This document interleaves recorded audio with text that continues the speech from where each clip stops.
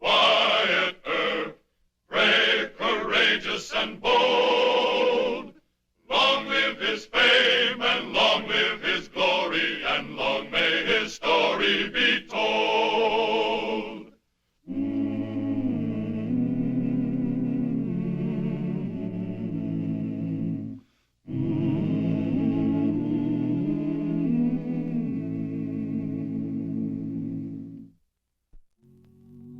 Wyatt Earp, in his first few months as Marshal of Wichita, Kansas, had done many things, and now he was faced with the recurring problem of the crooked gambling houses and their untiring effort to separate the cowboy from his money.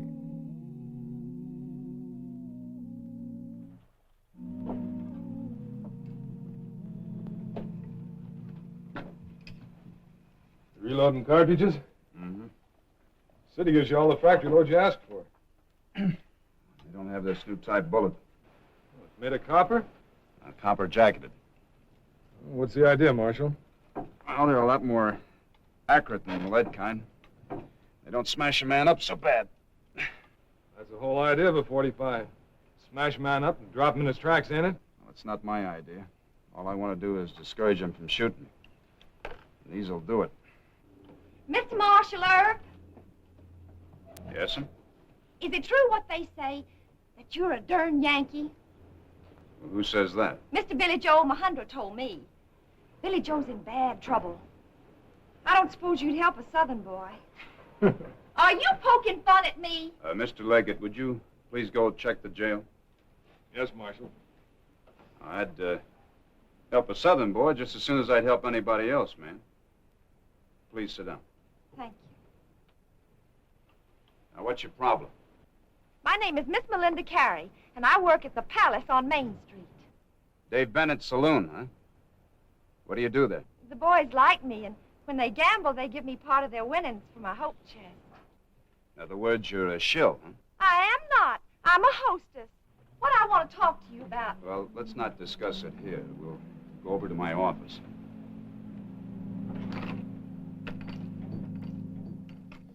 Well, let me get this straight.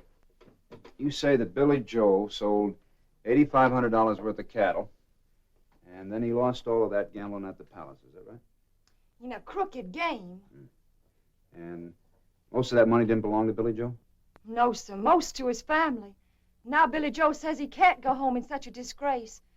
He says he's going to shoot Mr. Dave Bennett for cheating him and then shoot himself. And you wouldn't want that, would you? I don't care if he does shoot Mr. Dave Bennett, but us folks take suicide very serious. It's dishonorable. And I am fond of Billy Joe, Mr. Earp.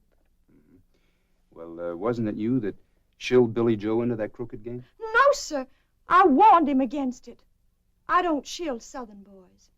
Oh, just darn Yankees, huh? Well, I guess I better talk to him. I'm acquainted with it, Mr. Bennett. And if he's running a crooked gambling place, I guess I should know about it.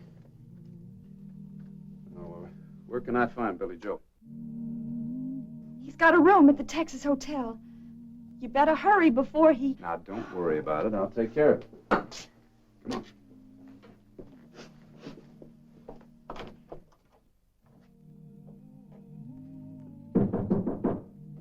Who is it? Wyatt Earp.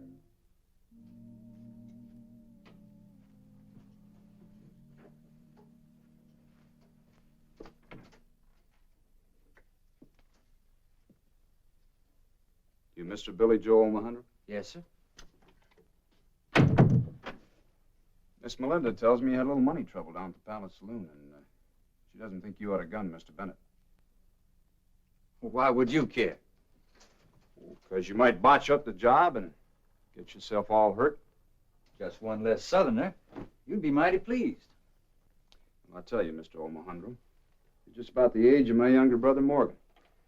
I don't care whether you're from the north, east, west, or south. But I do care about crooked gamblers cheating young fellas like you out of your money. And I'm not a friend of Mr. Bennett's. Oh? Oh, he tried to run me out of town. had to crack him over the head a couple times. Good yank. I'm sorry, Mr. Earp. That's mine. I had me some new models like yours, but when Bennett cleaned me out, You don't care. You just came here to make small of me. Now, look, I don't want to have to fight the Civil War all over again just for you. Now, do you want your money back or don't you? Yes, sir, I want it back. All right. Now, you think there might be some Southern gentlemen in the bar downstairs? Well, I reckon. Yes, sir. Let's go have a talk with her.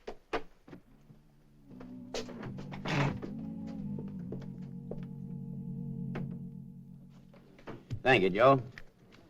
Well, here's our share, Mr. Earp. $960. Well, thank you, gentlemen, for the loan. I'll just mark this money, and then Mr. Omohundro and I will push along over to the Palace Saloon and prove that Mr. Bennett was cheating. Just one thing worries me, Earp. I can guess what it is. I'm a Yankee, huh? Will any of you remember who threatened to resign from the United States Army when the carpetbaggers wanted to try Lee and Davis for treason? Well, Grant and Sherman. That's right. So, let's have peace, you all. All right, let's play some cards and hope for the best. 10 on the odd, 5 on 13, and 5 on the red. All bets down. Let her go.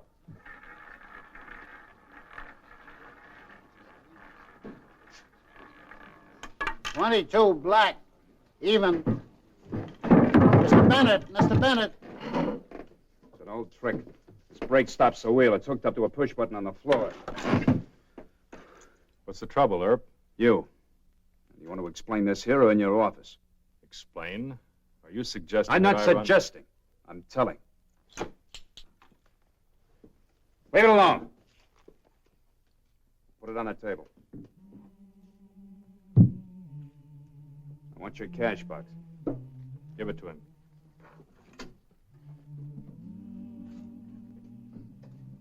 In my office, if you don't mind.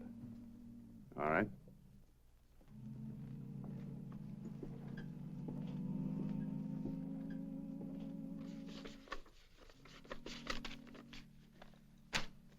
$960, all marked money.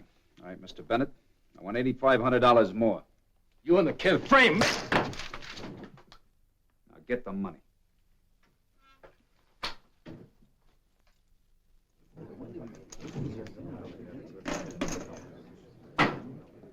Excuse me. Billy Joe, here's your $8,500. Gentlemen, here's the $960 you contributed. Thank you, sir. I sure do thank you kindly, Mr. Earp. May we apologize for saying you favor Yankees? Thank you, sir. You run back to the hotel. I'll join you in a little while. Yes, sir, but I... Go on. We need any help? Well, I think Mr. Bennett's had enough trouble. I still say you framed me. Well, don't say it again. I'm giving you a break, Bennett. If I hear any more complaints from this place, I'm going to close it and you're going to leave town. Gentlemen?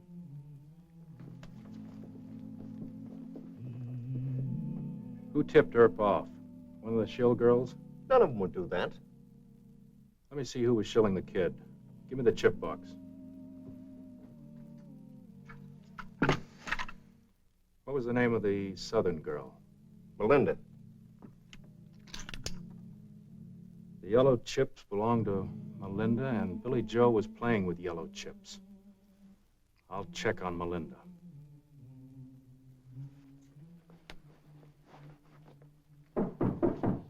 Come in. Hi, Mr. Earp. Hi. Heading for home, huh? Yes, sir. But well, what if Bennett finds out Miss Melinda talked to you? Well, he won't if you just leave town and don't see her again. Yes, sir, I know. But it wouldn't be gentlemanly. Sit down, Mr. Omohundro. won't you do me a favor? To begin with, are you in love with Miss Melinda? No, sir. Well, that is, I haven't declared any serious intentions. I'd have to ask my folks. Do you think your family's going to like the idea of you marrying a girl that works in the saloon and the gambling hall? No, sir. Don't reckon they would. But I've got to do the right thing, Mr. Earp. I can't hardly just ride out of town if Miss Melinda's in trouble on account of me, now can I? For her sake, it might be the smartest move to make. But what will she think of me? My leaving town without even saying bye. Now, why don't you just write her a little note and leave it in the office downstairs, and I'll see that she gets it. Well, if you think that's the best way to keep her out of trouble. I do. I hope you have a good ride. And by the way, if you're going to be packing a gun, you better get yourself a new model Colt. The thing's liable to blow up in your hand.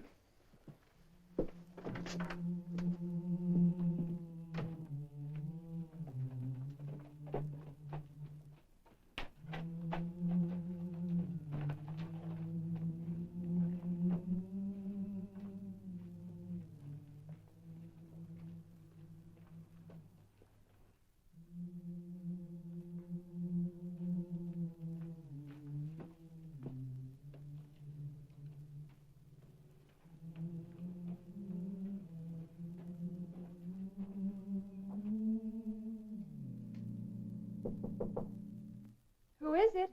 Billy Joe, ma'am.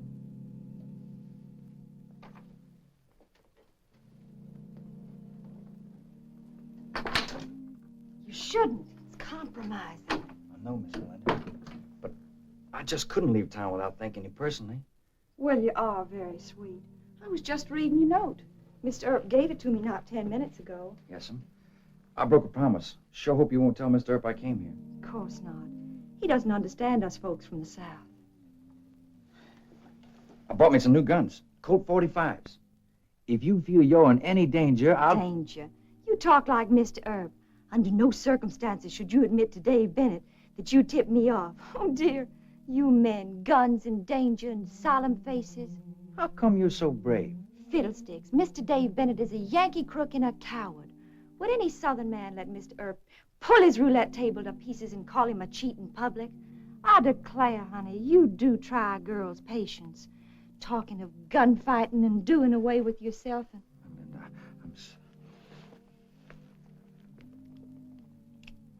Look what you've done. Miss Melinda, will you do me the honor of becoming my wife? No matter what your mama thinks about it? No matter what anybody thinks. Well, you are awful sweet, Billy Joe. Still in all, I'm not rushing into an important thing like this. Yes, you are. I'm riding straight home and tell the family. Please, Billy Joe. I'll be waiting. 5 days it'll take. That's all. 5 days.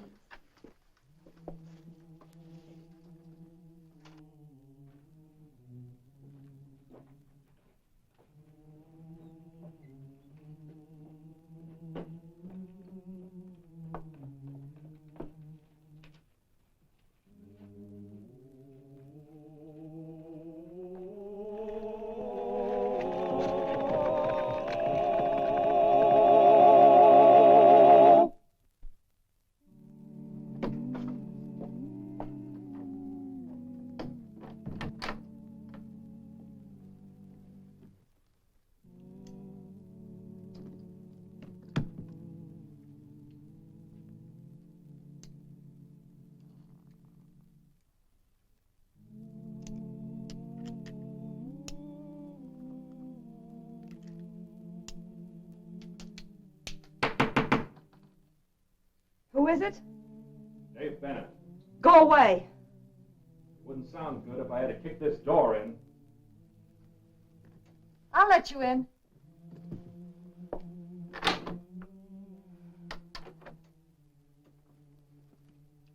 Now say what you have to say and get out. You're fired. All right. And don't think you're going to marry this Southern boy. I'll pin a label on you, and it'll cost you a husband. If you dare to tell him... You can pack your clothes and move on to Dodge. You're through in Wichita.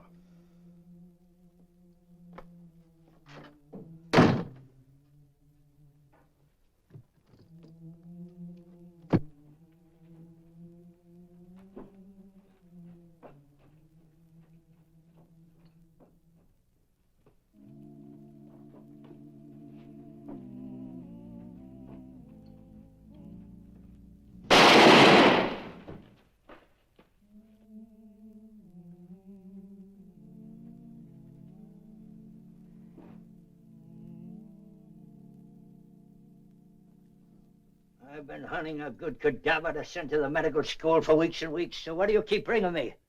Cases like this? Not serious, huh? Not a chance he'll make a die of it. Wyatt. The old quack will let me bleed to death if you don't watch him. Oh! Quack am I? Hey, take it easy, Doc.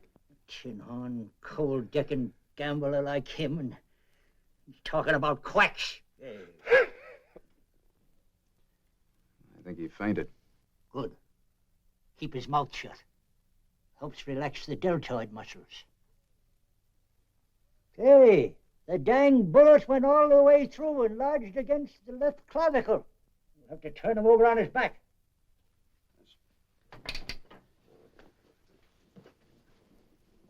Easy now.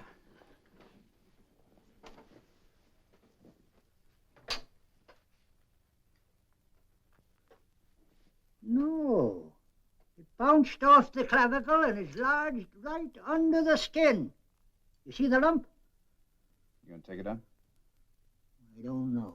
I ought to leave it in and let the ornery cuss suffer a lot of pain, but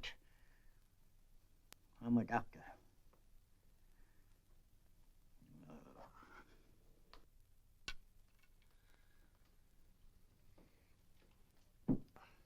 I never saw one like this. Copper jacketed, ain't it? Copper jacketed. Let me see that. Gold collared. You awake? Why don't you faint again? Wyatt's got a belt full of bullets just like that. Go on, explain it, Earp. Sure, Bennett, I gunned you. In the back? Oh, you're kidding. Very funny. By the time Earp gets through covering his tracks, this town will be full of copper jackets. No, I don't think so. I've got the only ones like these. Leave it here. Dave's been trying to get something on you for weeks. I'll plant this thing so deep in his gizzard that I No, can... Doc. But thanks for the offer. Now give me the bullet.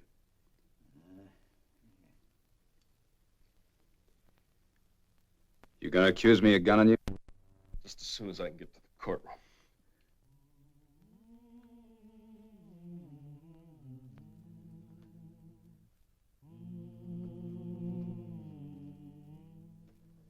And now, Marshal Earp, Yes, sir.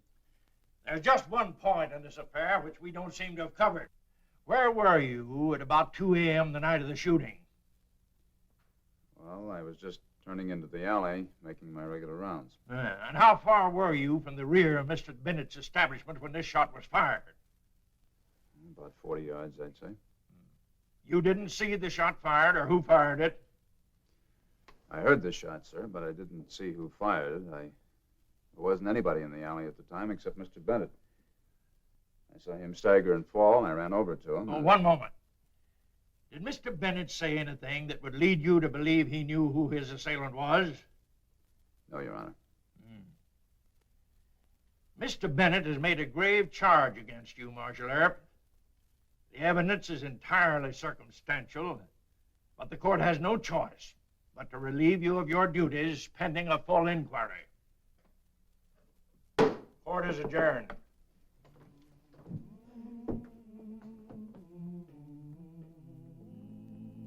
You didn't gun Bennett. The judge knows it. The whole town knows it. Sure. It looks like the proof is up to me. Well, I'm gonna go up this street. Put that on. You're acting marshal. I'll leave it on your desk. Wyatt. It was those Johnny Rebs, wasn't it? Just one of them. Do you know his name? Not so sure it was a he.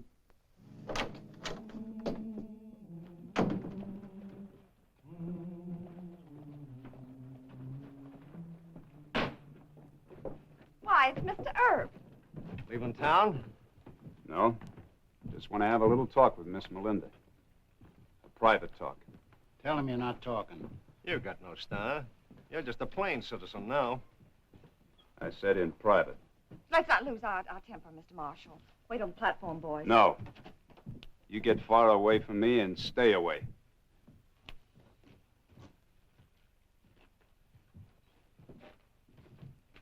Where you heading, Miss Melinda? Dodge City. Mr. Bennett ordered you out of town, huh? You really are mixed up. I decided it wouldn't be healthy here. Nick and Pat came along to guard me in case Mr. Bennett acted difficult about my leaving. Any more personal questions? Just two. Was it you that gunned Mr. Bennett or Billy Joe? What impertinence! I declare. Because if it was Billy Joe, I've got to go after him. It's going to be a long ride, and I'm not going to be in a good humor when I get there. You don't scare me. All right. I know what the truth is now. But you can't prove it. Linda, honey. Mr. Earp. I thought you left town hours ago. Yes, sir. But I heard on the trail that you were in trouble because of Mr. Bennett. Tell him the truth. Mr. Omohundro, I think she's the one that gunned Mr. Bennett. That's ridiculous. I did it. I'm the one you want.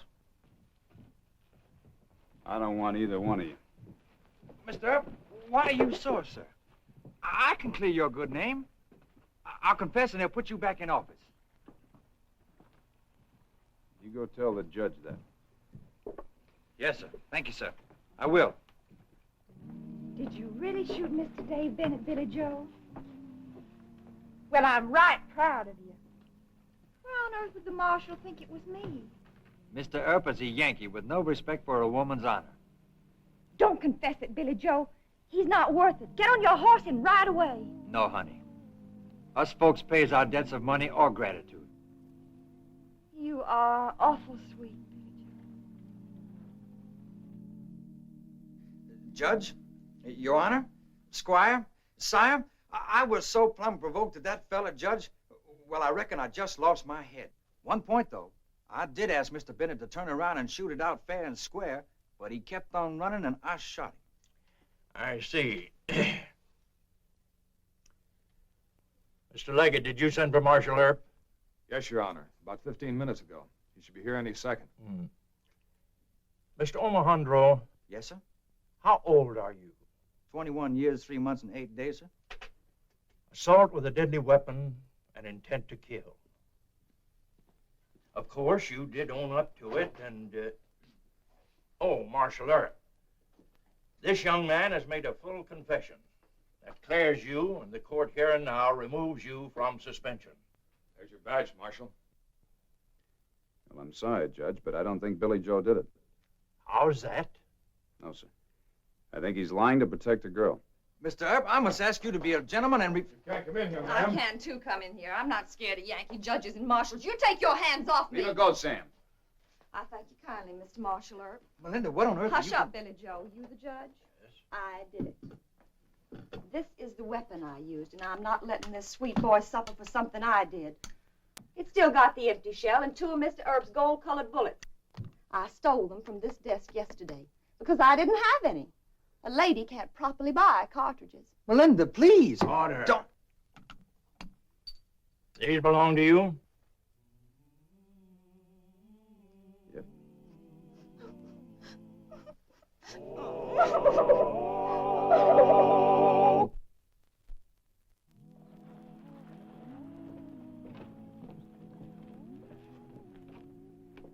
I'm coming back to Wichita and marry Melinda. You mean after she's free? While down south, a judge wouldn't even sentence her. Well, I don't think our judge is going to be too tough on her. Why not? Well, because it just so happens that Judge Jewett's wife is from Charleston, South Carolina. No fooling? Please, sir, tell Mrs. Jewett that I forgive her for marrying a Yankee. That's the proof of it. The good Lord, he loves the South. So long, Mr. Earp. So long, Billy Joe.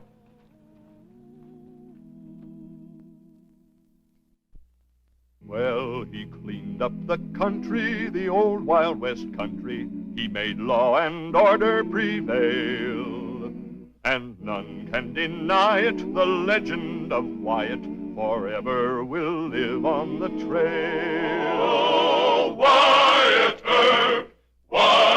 Earp, brave, courageous, and bold.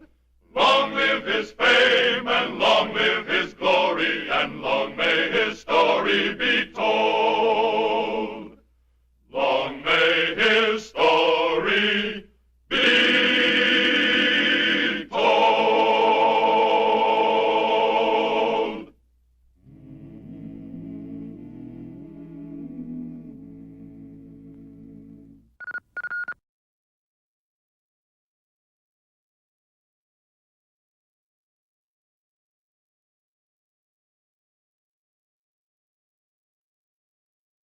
Wyatt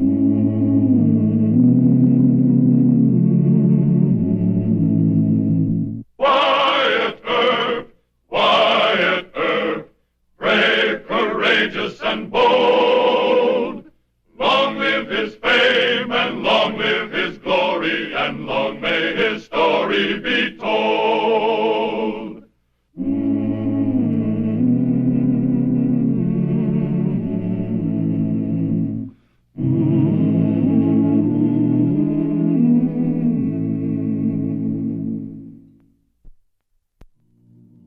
In Marshal Wyatt Earp's long struggle to tame Wichita, there were 2 points of controversy which historians of the Western frontier have argued since 1875.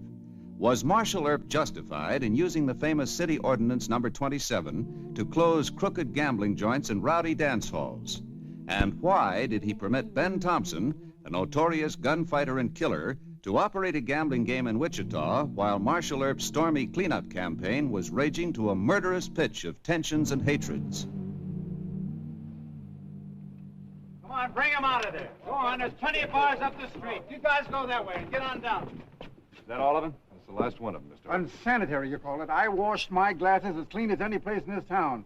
You're just using that public health ordinance as a trick, and you're not going to get away with it. Come on, keep moving.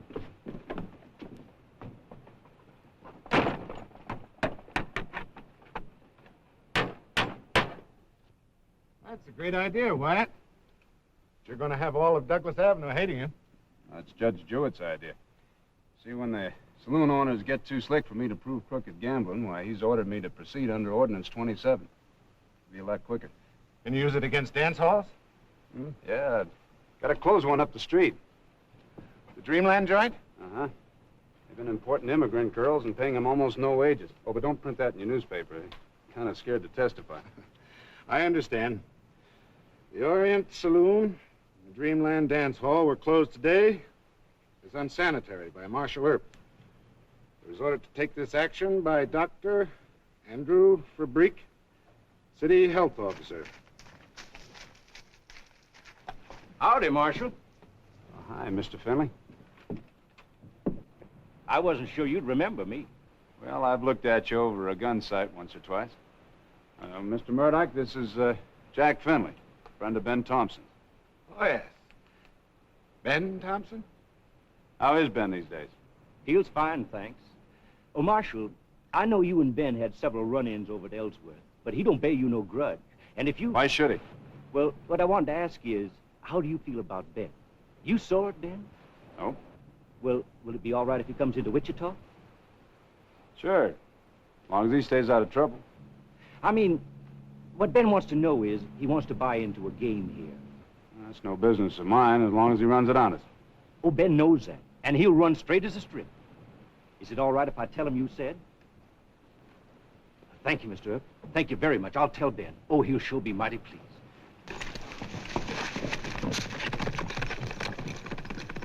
On the eve of a cleanup campaign that's going to cause you a lot of trouble, you say Ben Thompson can come into town? Ben and I have settled our differences. But he's a dangerous gunslinger, a killer, and... Also a pretty honest man. Oh, come now, Wyatt. Well, he's always kept his word to me. I never did hear of him cheating at cards. But you had a gunfight with Thompson. You sent his brother Bill to prison for killing Sheriff Whitney.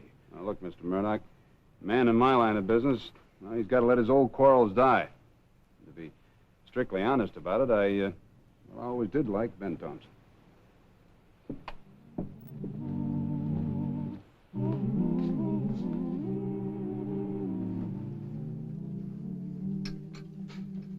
That's good, Johnny, good. Get down around them cracks there and into them little crevices. Here, put some carbolic acid in that scrub water. And these glasses, I want them all dipped and scalded in water. This place is going to be sanitary. Dave. Yes, sir. Where's the roulette wheel? Well, it was set crooked. Dunphy's fixing it honest. Good. No wonder Wyatt closed this dump. Well, didn't Jack tell you? No. Earp and I are friends. But he's John Law in this town. I love Wyatt almost as much as I love my brother Bill. Yes, sir. So spread the word. I'll have no talk against Wyatt from the men who work for me or the customers. And another thing, I thought I told you to tell these men how I stood with Wyatt. Dave didn't know you... I'm sorry, Ben, but you told me to check on all the opposition. In the rush, I might have missed a few. All right. What'd you find out? Plenty. Now, you men keep busy. I want this place spick and span.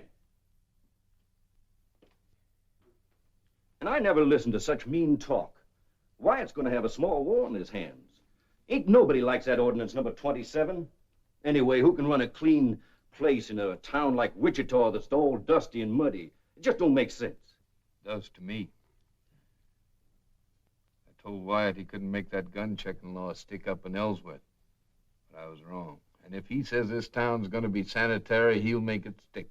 Well, anyway, all the opposition say that ordinance 27 is just an excuse to give Wyatt the power of let run or close up. You against Wyatt? Me? Oh, now, Ben, you... I'm going to tell you a thing or two. Now, Wyatt could have killed me in a fair draw and a fair fight, but he didn't. He could have had my brother Bill hanged, but he didn't. Now, Bill's up in the hospital in Denver. Got a chance to get well.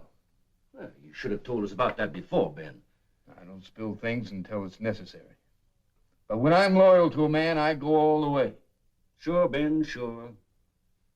Now then, just where do they talk the meanest about my friend Wyatt? The Hotel Wichita bar? You got about an hour to get the men ready. Oh, Ben, trouble our first night in town. When I'm loyal to a man, I go all the way. Now, I told you that. So get going. Ben and Wyatt are friends, and I'm a friend of Wyatt, so I can see Wyatt anytime I like. But lady, you Oh, can't... lady, I hate that word. Oh, are you Wyatt, the best friend of Ben Thompson? Well, I know him, yeah. Like Ramon and Romulus. Oh, it is beautiful. What's your name? I'm Lolita Ryan. More Lolita than Ryan, huh? Well, what can I do for you? Oh, I think I'm going to have to hurt Ben's other girl. You are his dearest friend. You chase her out of town for me, please. Well, you just better sit down. Now, let's get one thing straight. In the first place, I'm not Ben's dearest friend. In the second place, I let him reopen the Orient Saloon because he promised there wouldn't be any trouble and that he'd run an honest game. Another thing, I can't mess into Ben's private affairs. So if he's running around with another girl, you're just going to have to settle it with him. You will not chase her out of town? Nope. Oh, but he doesn't like her very much. He only took up with her because he thought I was with my mom in San Antonio. Well, you just go tell that to Ben. Oh, but I did. And he said not to hurt this girl. He say you wouldn't like it. What am I to do? She's no good. She's one of the biggest... Wyatt, Ben Thompson and his boys are headed for the Wichita Hotel bar with guns. Go get Sam. All right. Miss Ryan, you control your temper. Oh, but... And you stay here, understand? See... And so, any time that you don't keep the joint clean enough to suit that big head, he can close you? Why, that's against the Supreme Court. Earp's got too big for his britches this time. He needs cutting down to size. Every man that is a man in Wichita ought to start... Hold it, Morrison. Howdy, Ben. I was just telling the boys... I heard what you said. Does he speak for the rest of you, cowhands? I sure do. How about you, Ben? You with us? No.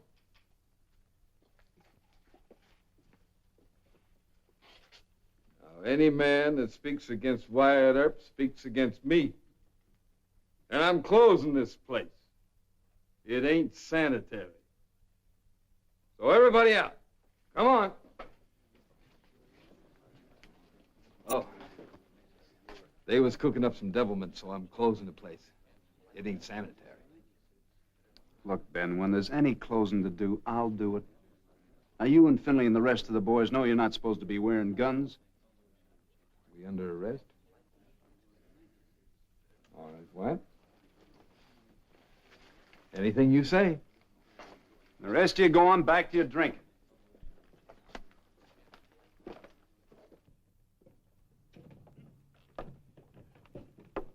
Hold it. Gonna wait for the marshal. Okay, let's go. Come on.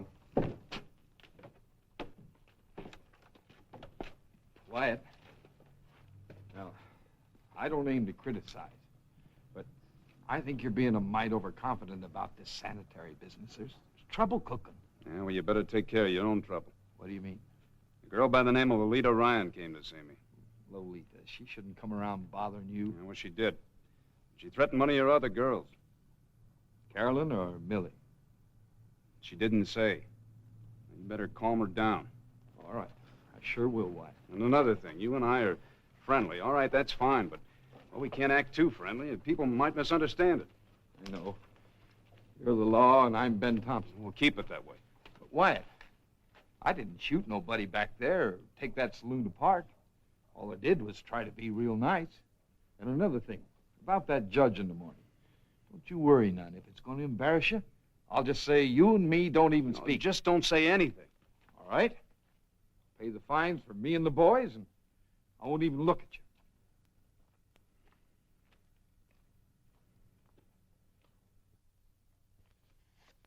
80, 90, 100. There you are, Judge, $100. There's something about this matter that bothers me, Mr. Thompson.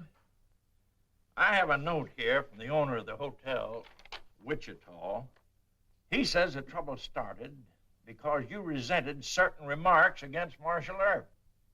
Nah, he's mistaken, Judge. Well, how did the trouble start? Well, there were these two cowhands, and they was telling it around that my place ain't sanitary. So I said to Jack here, I says, we better put a stop to that false slander. And isn't that right, Jack? Yes, sir, that's right. That sounds plausible. I couldn't believe that a man like you would risk a fine to defend Marshal Earp. We ain't friendly. But I will say this, Your Honor. I don't believe that Marshal Earp should be walking around this town without his deputies the way he does. There's a young foolhead of a cowhand out gunning for him right now. I can take care of myself. All right, Wyatt. You're the boss. Good morning, Judge. Just a minute, Marshal Earp. Yes, sir? Is Thompson right about some cowhand gunning for you? Well, there usually is a cowhand who thinks he wants to gun me, Your Honor. Yeah. Maybe you should have at least one deputy with you at all times. I can't spare him. Spread too thin as it is. You just let Ben Thompson worry about me.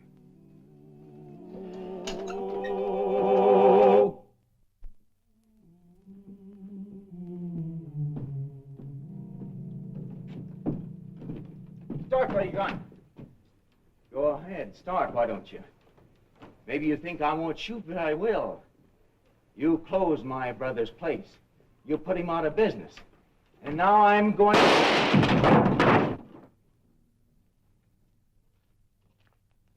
I'm shot! I'm shot! Oh, shut up, kid. You ain't hurt bad. Maybe next time you'll believe me. Wasn't gonna shoot Ben. He was talking too much. Dr. Fabric's office is just across the street. Go on over. I'm bleeding! I'm bleeding! Get out. Am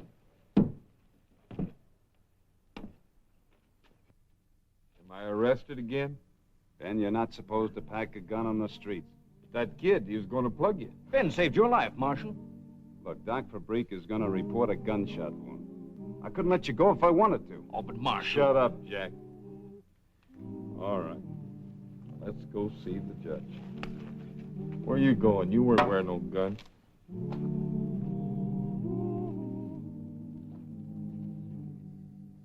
And on your way over, give this to Mayor Hope. Yes, sir. Well, what is it this time? A drunken kid tried to gun me, Your Honor, and he shot him in the arm. Thompson warned you. What's the charge? Carrying guns in violation of a city ordinance and careless discharge of firearms. What have you to say to this, Mr. Thompson? Well, I reckon Marshal Earp was doing his duty. Well, I don't. The man saves your life, and you arrest him for misdemeanor. Did you ever hear of gratitude, Marshal Earp? Now, don't scold him, Judge. I asked Marshal Earp a question. Well, sir, I recommend that Ben Thompson be let off this time with a reprimand. Reprimand? If you haven't the decency to thank Mr. Thompson, I will. This court expresses its gratitude for assistance rendered Marshal Earp and dismisses his asinine charges against you. You and Thompson aren't friendly. Yet he saves your life at the risk of his own. Greater love hath no man than that. You'd better learn some common humanity, young fella. Yes.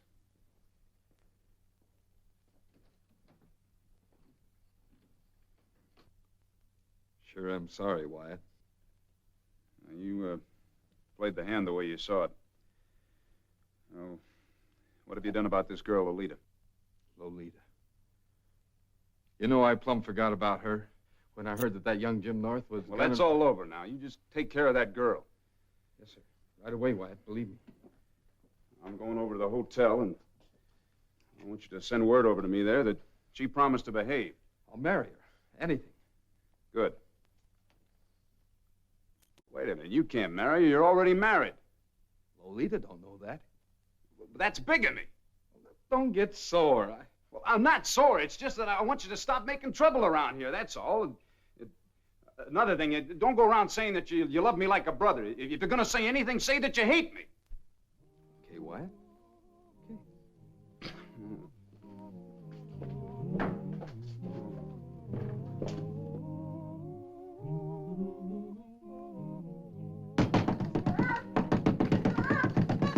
What's the matter? Not so loud. She's after me. Shut the door. Who's that? Come here. Oh, she's after me. Stop me. Oh. Where'd you get you? Here, it's bleeding. I can feel it. Let's get the doctor for Beek's office. And you stay here. You're under arrest. I told you I'd get her. Let me go. You let me go. Come on. Ben's best friend. You take sides with that Millie Spencer. Fine friend you are. Marshal Earp, what's all this? Felonious assault, Your Honor. This is Lolita Ryan. She cut a girl with a knife. Oh, next time I'll really cut her. That'll do, young woman. How's the girl badly hurt? Not too bad, sir. According to Dr. Fabrique, it's just a cut in the rib. And where did this affray take place? In Wyatt's room at the hotel, Judge. Really? She's Well, now, wait nothing a but a dyed-haired, blind crybaby. She ran into Wyatt's room to make trouble with Ben and me. Ben? Not Ben Thompson. Yes, sir. I told Wyatt last night he must make Ben get rid of this girl. But does he help? Oh, no. Ben must be loco. He picks a John Law for best friend. Marshal Earp? Yes, sir? I was never under the impression that you and Thompson were friendly. Well, we're fairly good He friends. pretends to be Ramon and Romulus with Ben. He lets him come into Wichita and open up the Orient Saloon. But does he help him get rid of Millie? Or no? Look at me, Judge. If you were Ben's true friend, would you let Millie make trouble? I haven't seen Millie. Well, she's one. Silence. Well, I guess we'll have to lock her up. Deputy? Lock me up? For how long? Until tonight. We have no place for female prisoners to sleep. Okay. You're a nice man. You tell Ben Thompson to get rid of that Millie. And as for you... That'll do. Put her in the old courtroom and ask Mrs. McGee to keep an eye on her. Yes, sir. You take Millie. You can have her. Come on.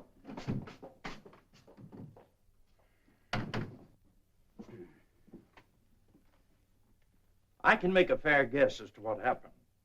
You gave Thompson a break, and he kind of latched on to you. Yes, sir. Well, it can't go on, Wyatt. I know it. I'd explain matters in a nice way and suggest that he leave town. Yeah, I guess that's the way it's going to have to be. You don't seem too happy about it. I just can't order him out of town, Judge. I mean, he's clean as far as the law is concerned. But with his great devotion to you, he'll go as a personal favor, won't he? Yeah, I reckon he will. I guess Ramon will just have to part with Romulus.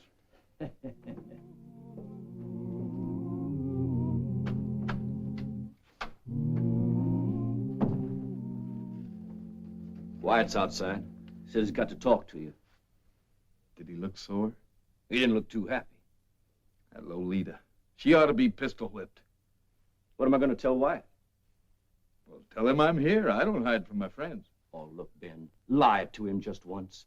Tell him you ordered Millie and Lolita to get out of town. This is the best gambling spot we ever had. I don't lie to my friends either. Now you get out there and tell him I'm here.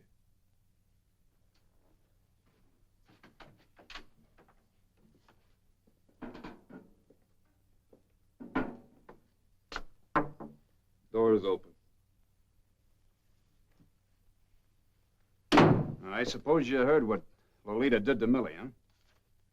You got a right to be sore, Wyatt. Real sore.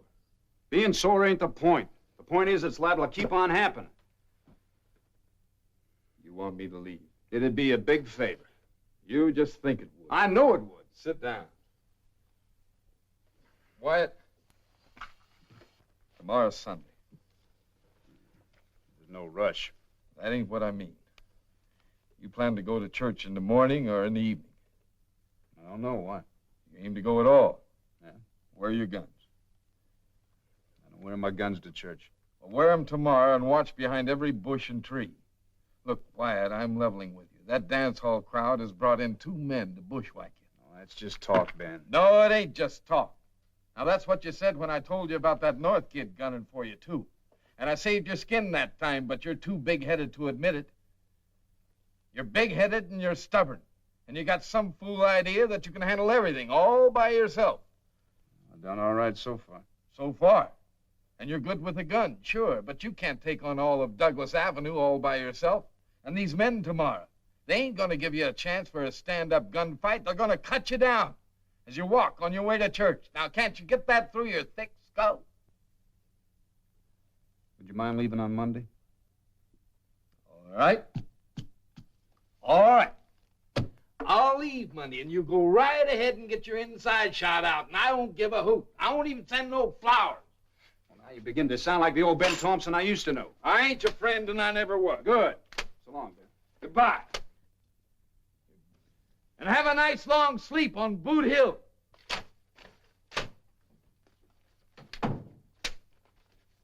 You and him have a row? Yeah. Say, that's great.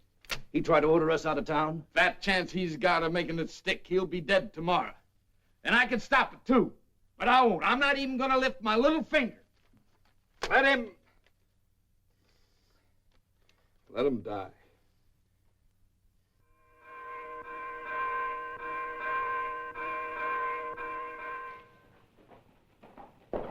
Mike, hold on.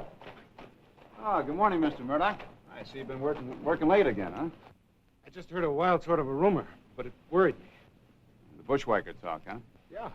An ambush somewhere on this side of town. Near church. If you knew about it, where are your guns? Mr. Murdoch, I thank you for the warning, but well, if I was going to look for a hole every time some drunken cowhand said he was going to bushwhack me, I'd have to crawl underground like a prairie dog. Yes, but look, now, you go on home and get shaved. I'll see you at church. Listen, I'll Wyatt. see you later.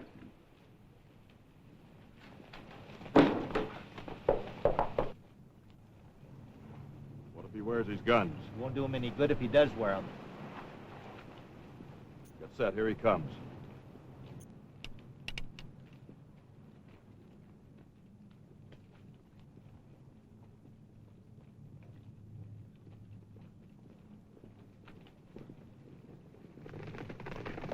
Quiet, get down!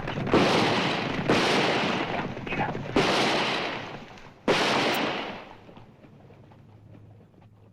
So long, Wyatt. You seen your pal? Thanks, Ben.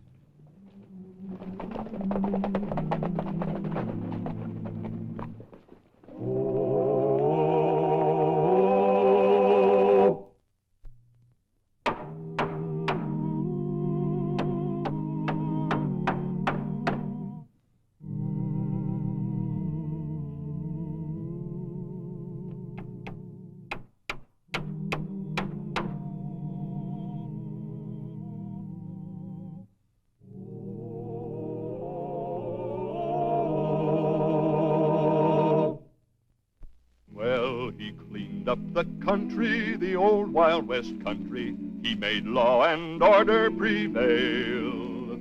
And none can deny it, the legend of Wyatt forever will live on the trail. Oh, Wyatt Earp, Wyatt Earp, brave, courageous, and bold.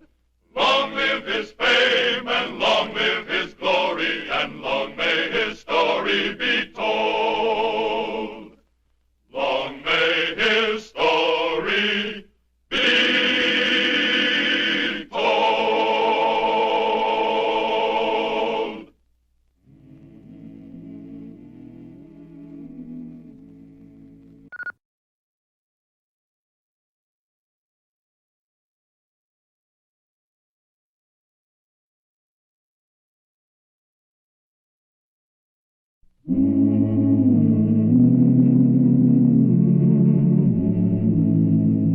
Wyatt Earp, Wyatt Earp, brave, courageous, and bold.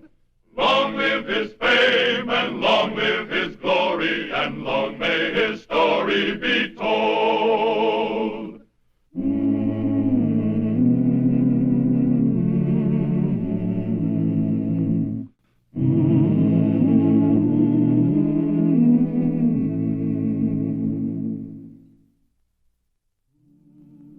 As the gypsies have roamed alien lands through the ages, so they ventured early to our western frontier. For the West was horse country, and the gypsies were horse traders, and sometimes horse thieves. The day came when Wyatt Earp had to decide which. I don't come all the way to town unless it's important. You know that, Bud. Another good horse disappeared last night. It belonged to George Irons here. Tell him what happened, George. I sent the horse into town after supper with my wrangler, Casey. He stopped to light a cigar, and a man wearing a mask clubbed him. When I come to, the horse was gone. That's the 7th good animal that's been stole this fall. Now, George and I called you men together to decide what we're going to do about it. Well, what about the law, Bud? We're paying this Marshal Earp pretty good. This marshal ain't located one of your stolen horses. When there wasn't any law at all in this country, we knew how to handle horse thieving. And I'm one who ain't forgotten. Do you have any idea who's responsible? Sure. Casey found this at the West Fork last night. That's the mask of Rustler War. It's a cheap bandana dyed black. I dipped it in some boiling water and soaked some of the dye off. Here, take a look at it. Purple and green around the edges. Now, where have you seen folks wearing purple and green around here? Well, gypsy women out at Cassin's camp. Seems like we ought to go out to Cassin's camp and have a look around, don't it? If George Irons' horse is out there, we might just knock this around some gypsy's neck. That ought to take care of horse rustling around Wichita for a while. That was our idea in calling these men together, wasn't it, George? That was our idea. All right. Let's go out to the corral and get our horses.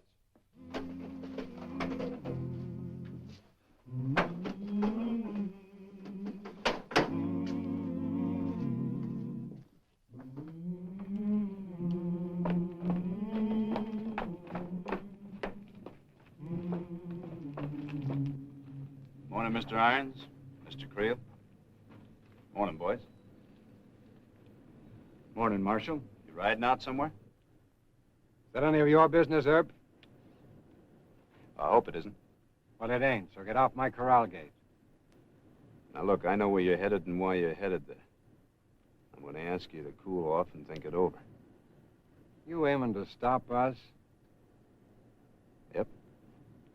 You hired out to handle horse thieving, among other things around Wichita. You haven't done it.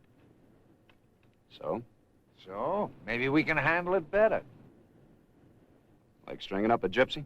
Yeah. If he's the one that slugged Casey and stole George Irons' horse last night. Well, that'd be murder, Mr. Creel, the way you're going to go about it. Even if we can prove he stole my horse? Well, you prove it to me, and I'll put him in jail. Then you got to prove it to the judge. That's the law. And this is my corral, and we're coming in to get our horses. I shouldn't wonder you could do it. There's enough of you. But how many will there be when you get on the other side of this gate? You can't bluff me, Earp. Well, I'm not trying to bluff you, Mr. Creel. I'm just asking you to stop and think whether any horse you ever rode is worth a hole in your shirt. Or one in yours, Mr. Irons. Your family can get along a lot better without that horse than it can without you. Are we gonna let him buffalo us? Mr. Casey, you want to be the first one through the gate? I ain't gonna let no young squirt back me down. Put up that gun. Give me an even draw. All right.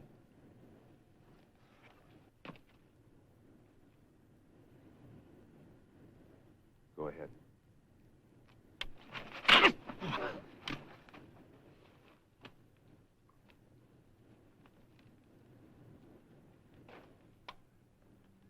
Take him over to Dr. Brick's office. I'm going to ride out to the gypsy camp, see if they got any strange horses in their string. All right, Marshal. We'll try it your way. Just once more. I advise you to get rid of those guns. They're a heavy drag on the ribs.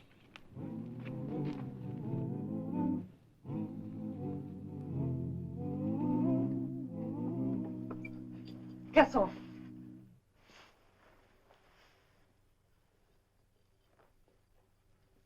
Hello, Marshal. Morning, Hassan. Anna. Good morning, Mr. Earp. Would you like some coffee? Didn't come for coffee, thanks. I'd like to talk.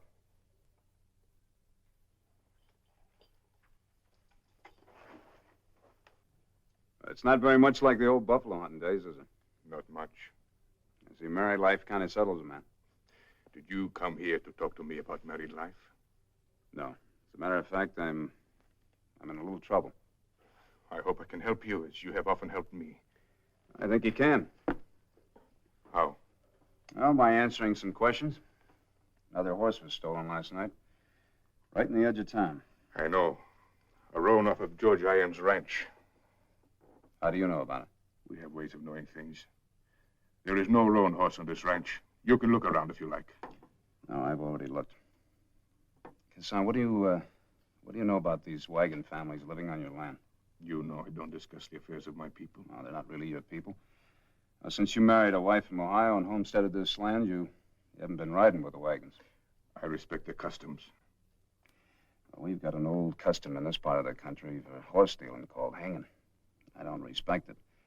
But if the rustling keeps up, I don't know what I can do about it. We did not steal that horse last night. What about the other 6 horses that disappeared lately? No. You give me your word as a friend or a gypsy? A friend. All right. But the ranchers think differently. They found this mask on the West Fork Road last night near where the horse was stolen. Gypsies don't need masks to steal horses. That proves we did not do it.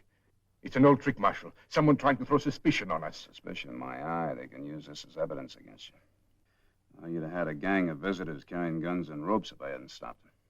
In a gypsy camp, every gun in every wagon is loaded.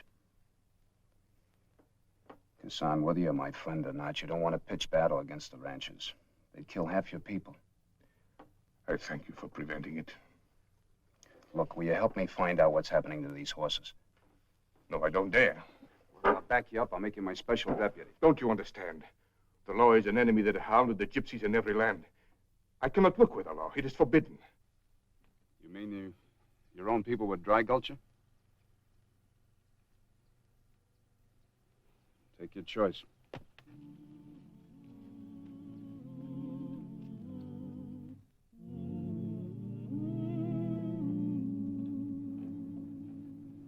Here he comes.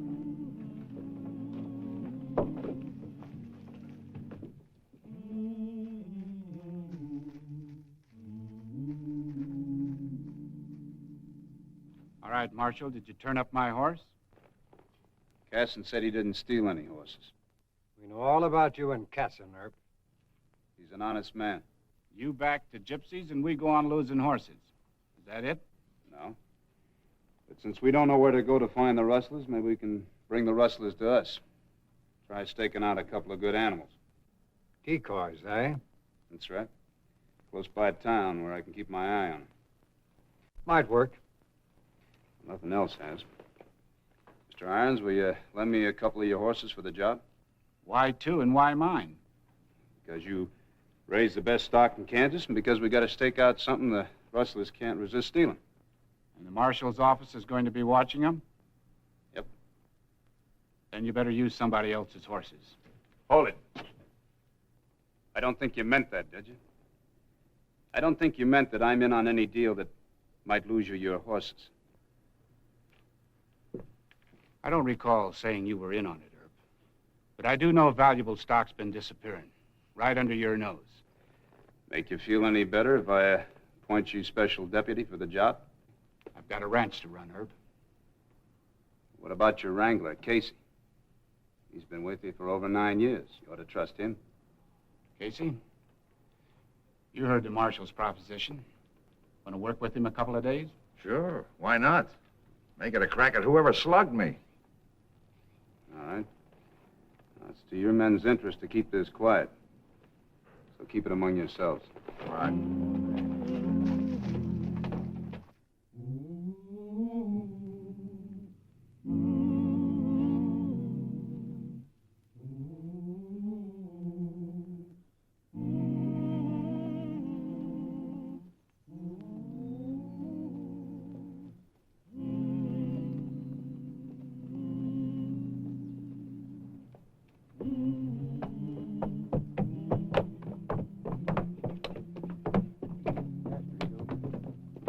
Casey.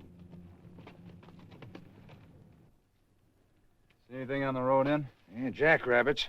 Yeah, nothing moving around here. That's where he was, Wyatt. Hiding under that bridge. The man in the mask that slugged me. They've been staked out here since about dark, waiting for him. They're playing this one close to the vest. Casey, you go turn your horses loose in that field over there. Yeah, I know. Irons told me. Anything to eat? Nope. Well, I'll bring you some dinner. Yeah. Go ahead. Go ahead. Thank you.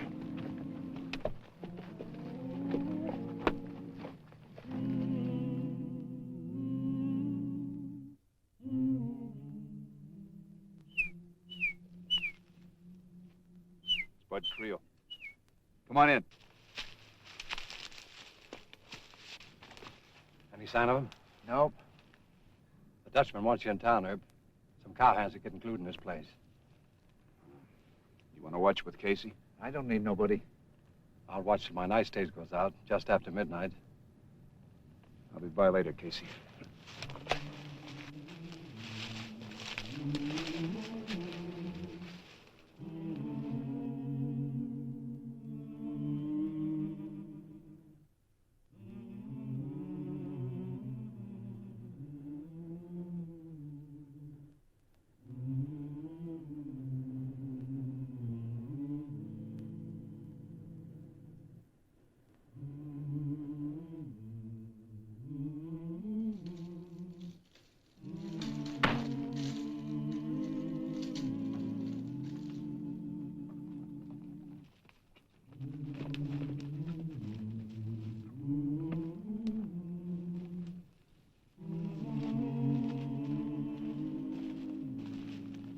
Casey. He's dead. They got your horses, too, George. And where's that marshal? Forget the marshal. Let's trail those horses. How'd you mark their shoes? We didn't. Casey took their shoes off, so whoever stole them couldn't ride off fast. It'll be easy to track them barefoot. Come on.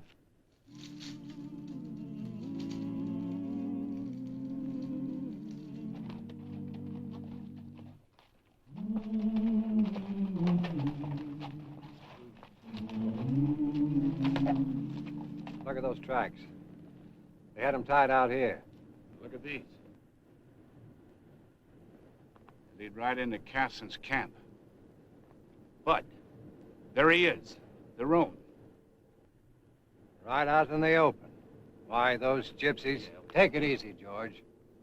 There's a dozen guns in that camp. Hadn't we better go back to town and raise some riders? You can do anything you like, but that's my roan horse. Him and me go back to town together. Get out of here.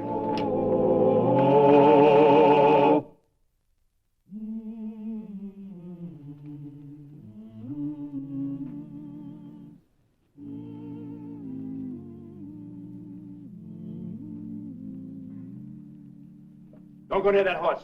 We'll have trouble. You two go on back to town. What are you doing here? Earning my wages. I found Casey dead about an hour ago. Tracked your horse to Casson's waterhole. The horse was brought dead before dawn by someone trying to make it appear that we had stolen it. I wouldn't talk too much, Casson. What you say can be used against you. Or against you, Herb. Yeah. What about George's other horse, Marshal? I wouldn't know about that. But right now, if I were you two, I wouldn't pick a private fight. Take a good look around you.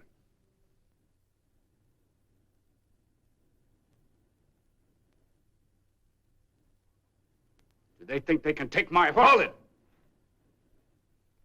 They think Casson's being framed by the law.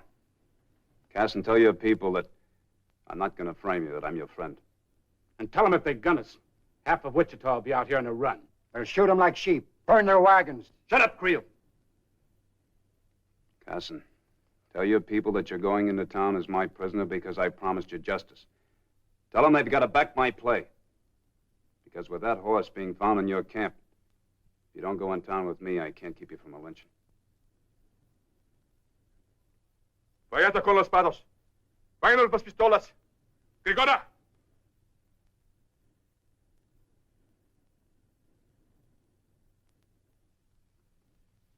All right, you two go on into town. We'll be right behind you.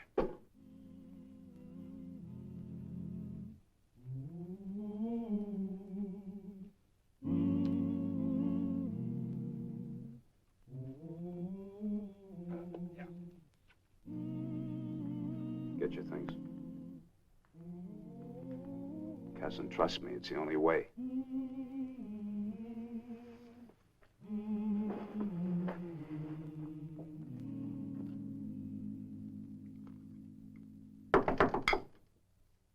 Who is it? Annie Casson. Come on. Sit down.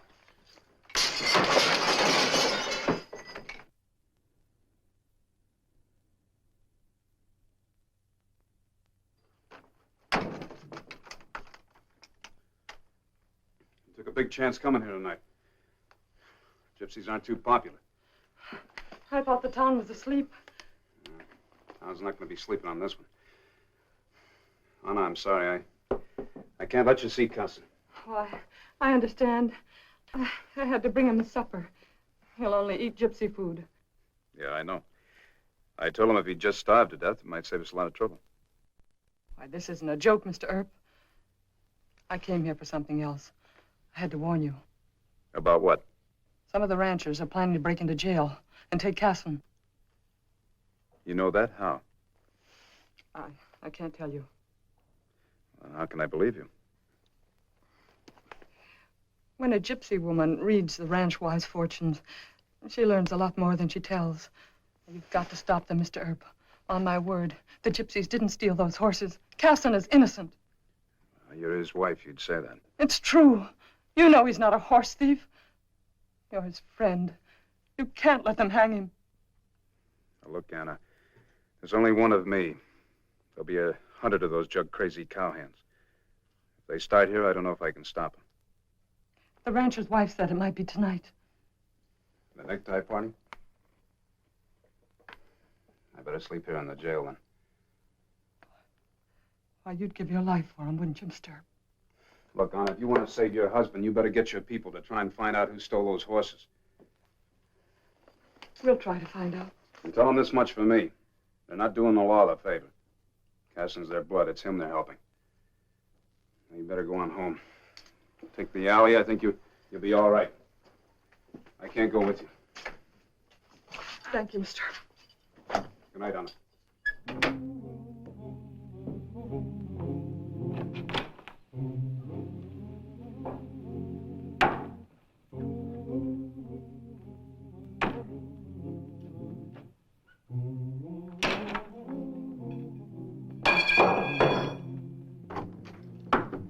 What? Things are kind of piling up on you. Uh-huh. They're really piling up. They say they'll force your resignation if Casson doesn't hang or if one more horse is stolen. Yeah, well, one more horse has been stolen. What? Rome belonging to George Irons, the evidence against Casson. But that horse was in your custody, locked in your stable. I know it. Last night while I was on guard duty, somebody pried the steel bar off the stable and the Rome's gone. Where were your deputies? I only had 2 of them yesterday. Well, listen, I'll serve White if you want to swear me in. No. 1 gun more or less would make any difference if they come for Casson tonight. You think they'll try? Yeah. First, they'll be here sometime this afternoon asking for my resignation. Not being able to stop somebody from stealing a horse that was placed in my custody, and I can't say I blame them. Well, I can. All they know is that they were brought up believing that the only way to stop horse stealing was to hang some man.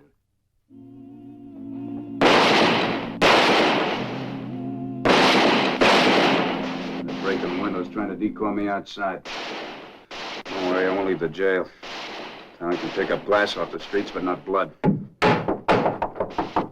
Get away from that window.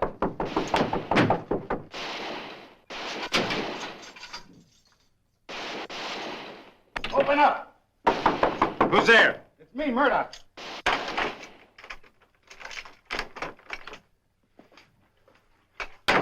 You wanted over at Doc for Breeks. You know I can't leave here. It's Cassin's wife. She's hurt. Some drunken cowhand turned over her wagon. She said she's got to talk to you. You stay here. Lock the door behind me. He's leaving the jail. Keep your eyes on him. I'll report to Bud Creel. Go around the back.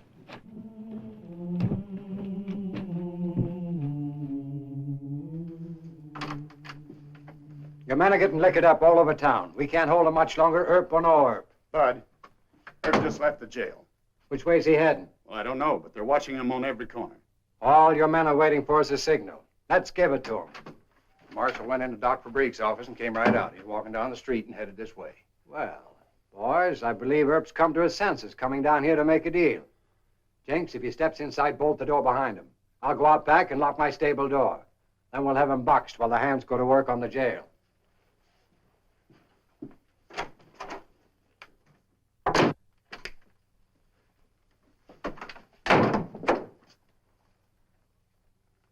Welcome committee, huh? Every man that lost a horse.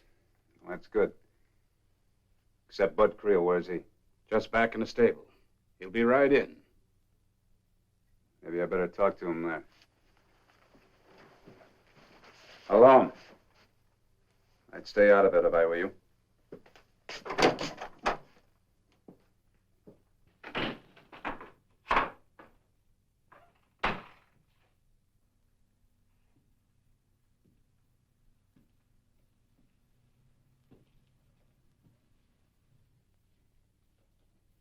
Well, Mr. Earp, so you're quitting on your gypsy partner.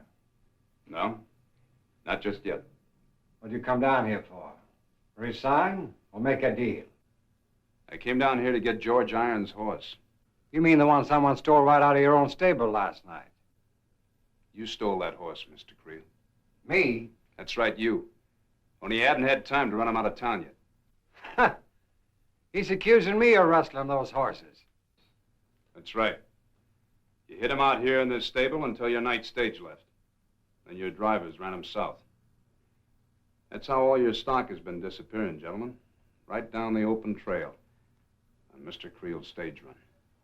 At night and under harness, where nobody'd ever think to look for a stolen horse. You've got no proof of that, Earp.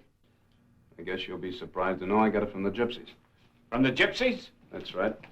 Last night they spotted your 2 stolen horses at Creel's first relay station south. I just got the word. And you take the word of a lying gypsy? That's no proof. Proof's right under our nose. Only we couldn't see it.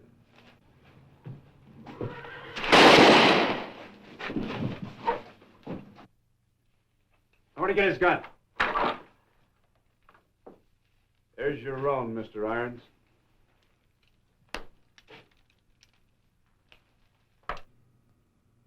He killed Casey, then he sent those 2 horses of yours out of town, pulling the night stage. Then he planted the roan horse at the gypsy camp where we found it. His game was going so good, he got a little greedy last night. He had to steal it back from me. And he was holding it in this blind stall for his late stage run tonight. That's right.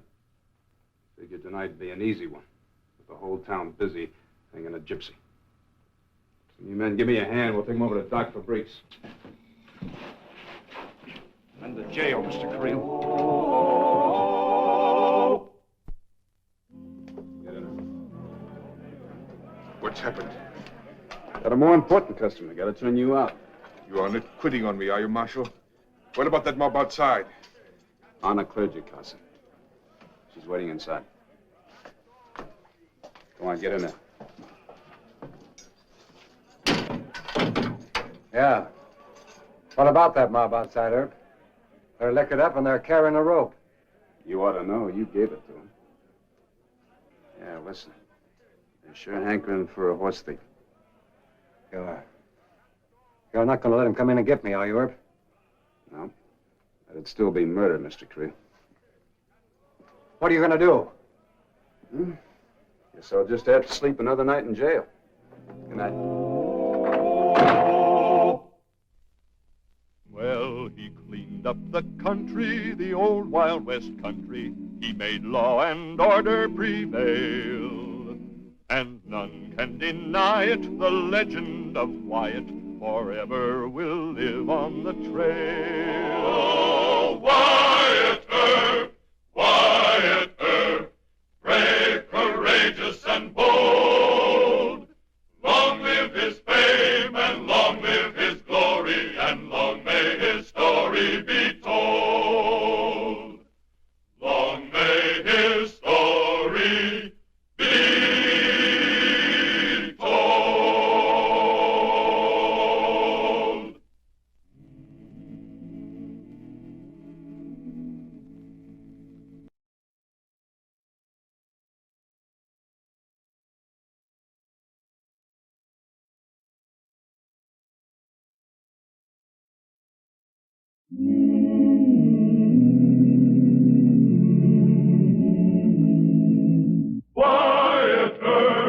Wyatt Earp, brave, courageous, and bold.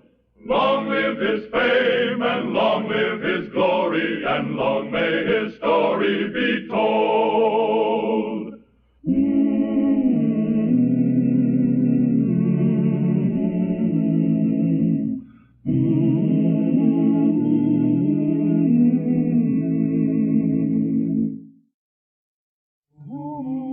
Cowhands on a hoorah weren't the only troublemakers in Dodge City when Wyatt Earp was marshal. There were tough buffalo hunters who went on sprees in Dodge. And there were the railroad construction gangs of the Santa Fe who tried to make good their boast that Dodge was hell on wheels. In 1876, these two groups of hoodlums fought each other for possession of the dance hall run by Dora Hand, the queen of Dodge City's nightlife. Dora Hand, a beautiful and mysterious young woman who was a legend in her own lifetime. Men shot or maimed one another in fights over Dora and the girls of her dance hall. Come on, that's it. Again. Get in there. Come on.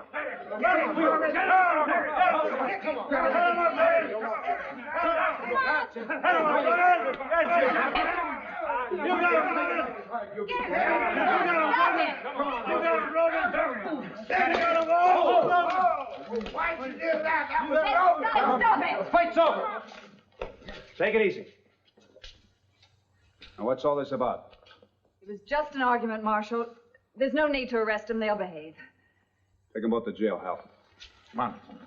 Now, look, Miss Dora, this is the third fight you've had in her since noon. Sam, drinks on the house. Marshal.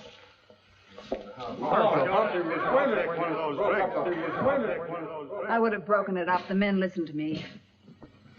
Well, Miss Dora, that buffalo hunter would have cut him to ribbons. Well, the railroad man started it. Look, you've got a rough mixture here. Buffalo hunters and railroad men. You're going to have to make up your mind to bar one crowd or the other. That's not easy, Marshal. What about the cowhands and the soldiers? No, what I need are bigger and braver barkeeps. They'll stop all the rough stuff. Miss Dora, that isn't going to work either. Why, there've always been fights on this side of the line. When men drink and argue about women, there are bound to be fights.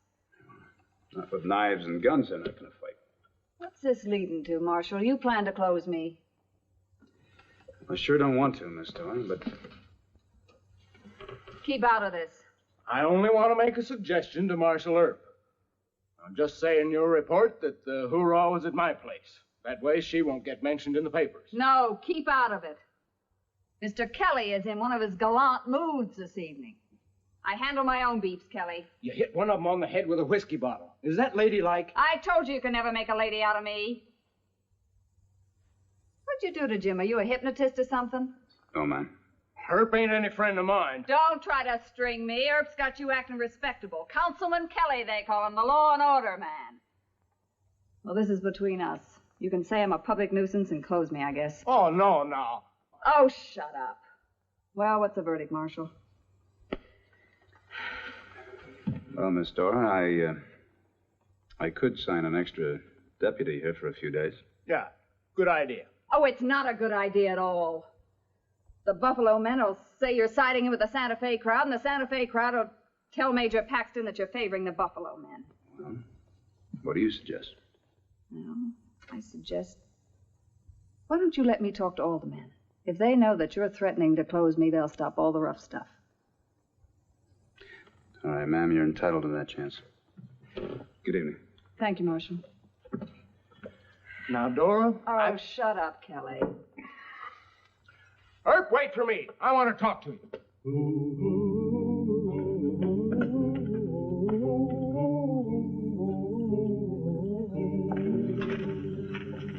I thought you wanted to talk to me.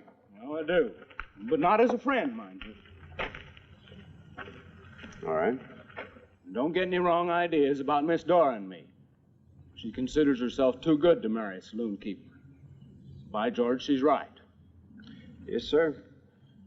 You don't know Miss Dora. All you see is a dance hall owner and jump to conclusions. Well, I've jumped a lot of times, Mr. Kelly, but never to a conclusion. You might as well know the truth fair and square. I'm on Miss Dora's side. You in love with her? That's none of your business. Well, we hired you to keep law and order in this town, not to go sticking your nose into personal matters. All right, Mr. Kelly, I'll have to tell you the truth, fair and square. What truth? Well, I can't keep Sunday school order in this part of town. I'd be a fool to even try, but I do draw the line at knifing and shooting. Well, if Miss Dora can't control her customers, she's just going to have to close. Close her? Over my dead body. She'll still have to close. Earp, I had you right in the first place. You're nothing but a stupid, sanctimonious John Law. Now, let me tell you... Hold it, Kelly. Don't get tough with the marshal. Let Major Paxton handle him. Who's Major Paxton? He's boss of construction for the Santa Fe, that's who. Fine man, Paxton. I'll stand you all around the drinks on it. You drink to the railroad, Mr. Earp? I'm sorry, I don't drink.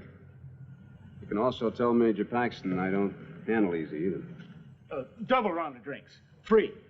All right. All right, we'll have a nice peaceable shindig. Yeah. Here's to Miss Dora, the Daisy Belle of Kansas. To Miss Dora. And we don't want any more dirty buffalo hunters causing trouble. We're going over to her place and we're gonna throw them out. It'll be for railroad men only. Whoa, now, friend, whoa. Do you see that, Kelly? It's a lantern. We're gonna hang it on the door. And that will mean that Dora's place is for railroad men only. Drinking to that, Kelly? Well, sure. We'll all drink to that. Then on the house. On the house. On the house. Yes, sir, this is Santa Fe night in Jim Kelly's. Any more railroad men in the house? Well, two more. Step right up here.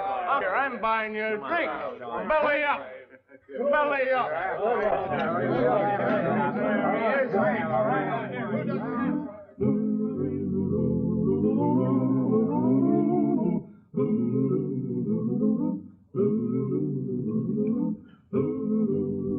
Better get over to the El Hammer right away. There's been a crime committed. Kelly's? What is it, a barroom brawl? Worse than that.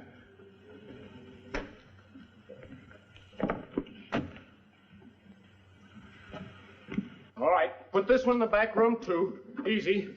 Nice and gentle now. I don't want a bruise or a mark on him.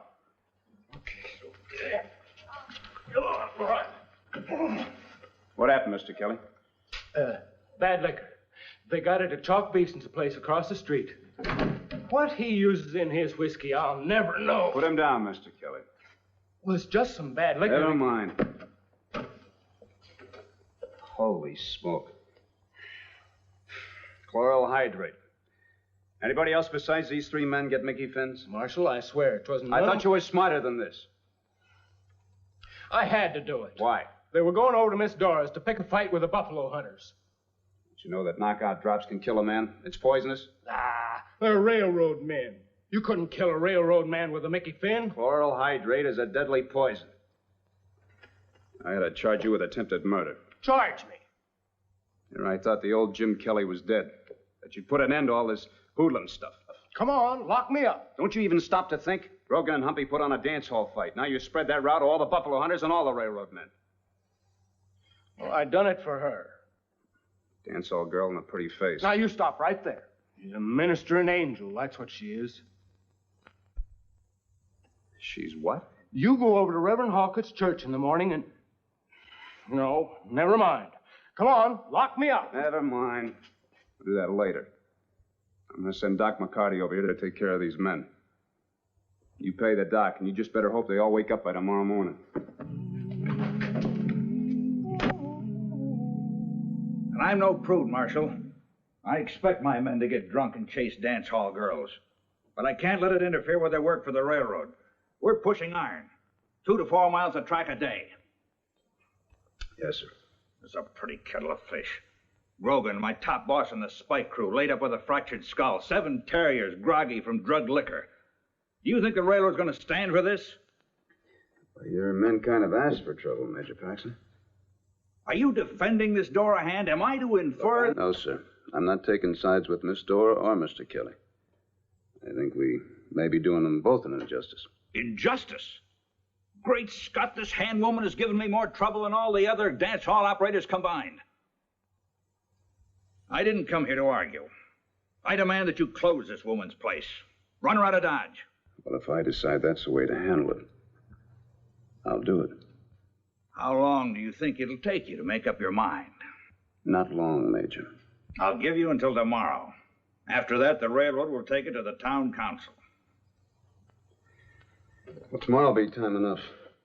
Good. There's just one little thing that bothers me. Yeah? The blanket camps outside of town are full of buffalo men. You got a big crew driving track. I think I can calm down the buffalo men. I used to be a hide hunter myself, but what about your crew? They'll be busy in the railroad. We'll see that they stay that way, otherwise we may have a little fight on our hands. You going out to those buffalo camps now? Later. Gotta go to church first.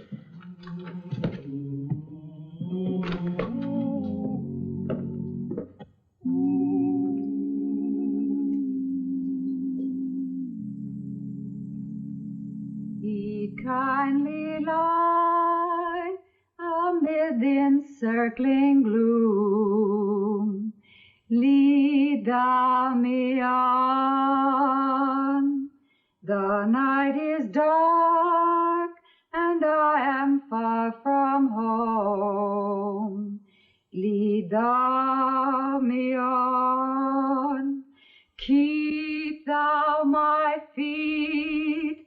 I do not ask to see the distant scene.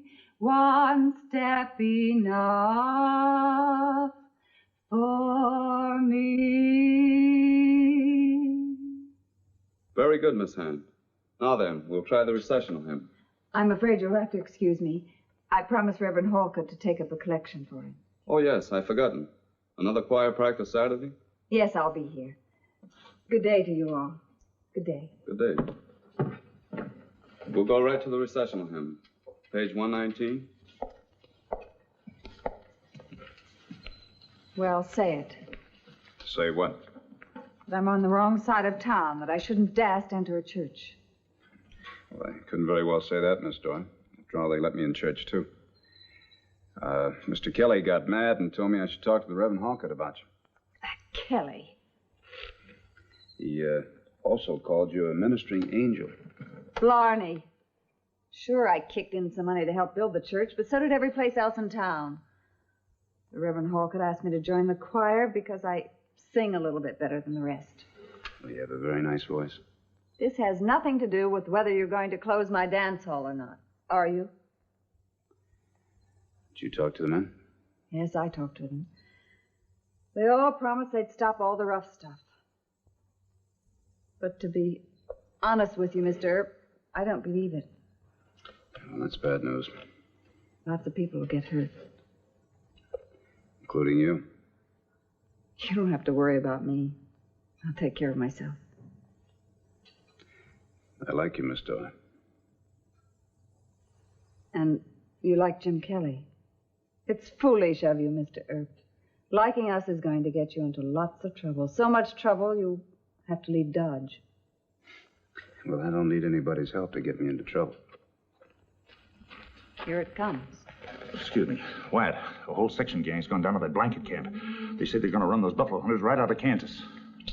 Guess I better saddle up. Excuse me, ma'am. Watch yourself, Marshal. They're a pretty tough lot.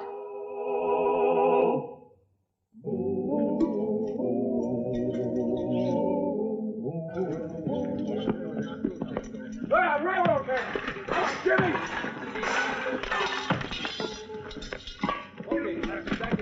Okay, get up. Tear it down! All right, stack it up over here. Where's the camp down? Camp.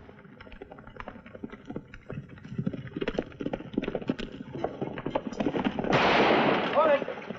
You're mighty late, ain't you, Herb? Yeah, I guess I am.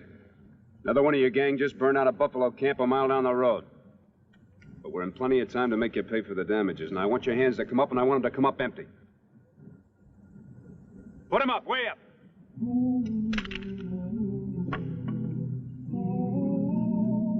All right, Mr. Fromm, you claim there was about $750 worth of damage, huh? They burn any rifles? Yeah. 2 Sharps and a Winchester. That's about $150 more. I'll take care of this.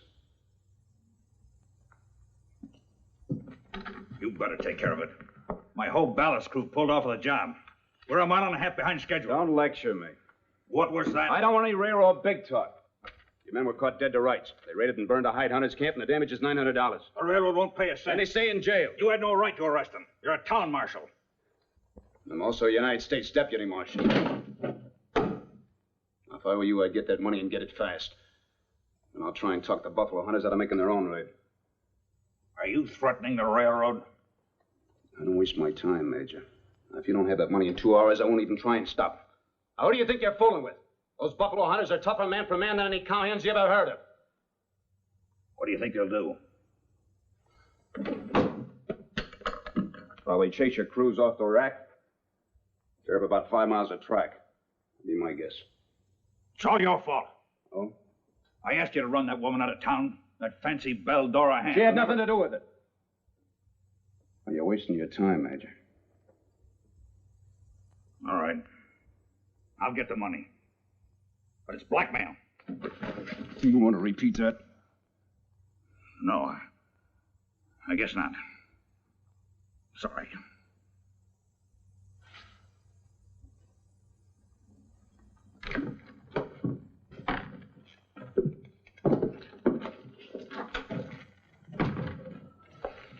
Marshal, a barkeep brought a message from Miss Dora. Wants to see you right away. Says it's very important. Yeah, all right.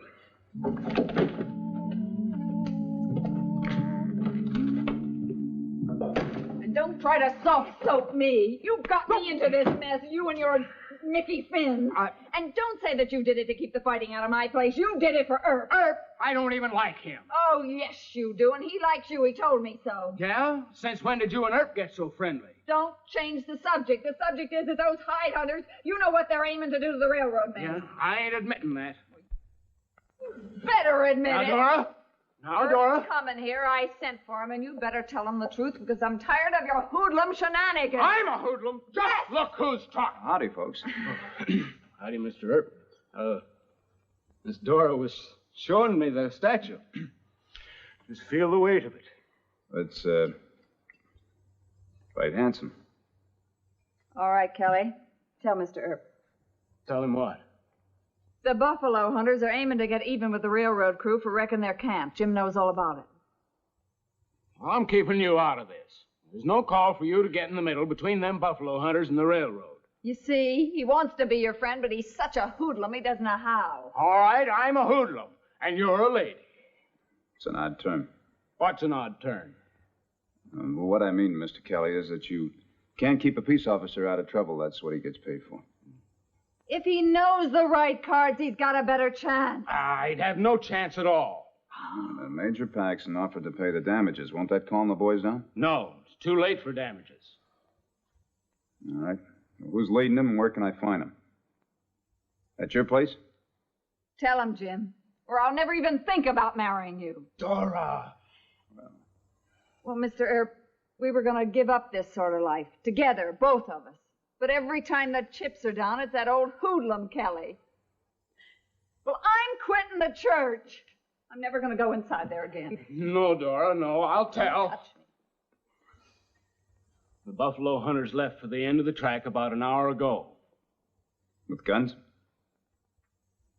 They aim to bushwhack the Santa Fe, huh? No, plain stand-up fight. Now, don't go out there. It'd be like riding between the Federals and the Johnny Rebs. He's right, Mr. Earp. We thought it was just going to be a sneak raid. If Major Paxson offered to pay the damages, those fellas start shooting, they'll wind up in jail. I'll see you all later. Well, you told him, Kelly. I hope you're satisfied. I know what I'm going to do.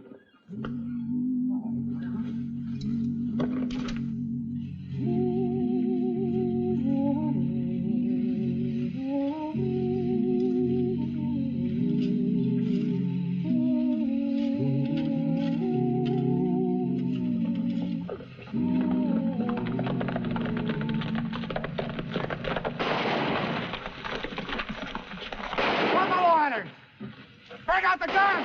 The buffalo hunters! Break the curve! Grab the gun!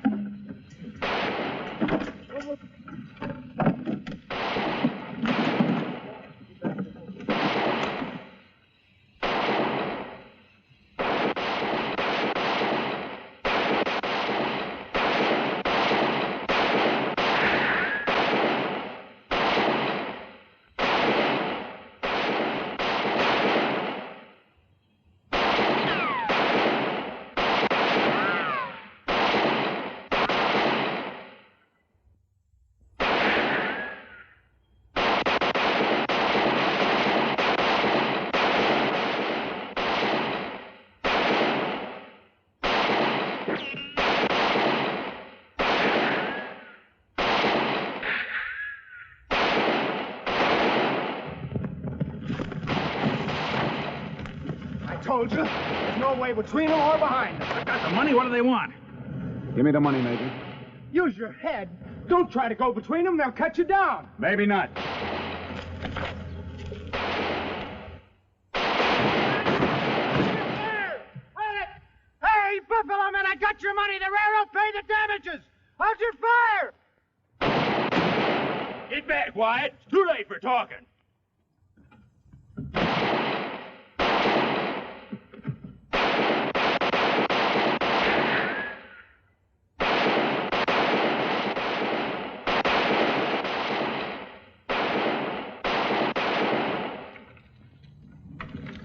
Go back, Miss Dora!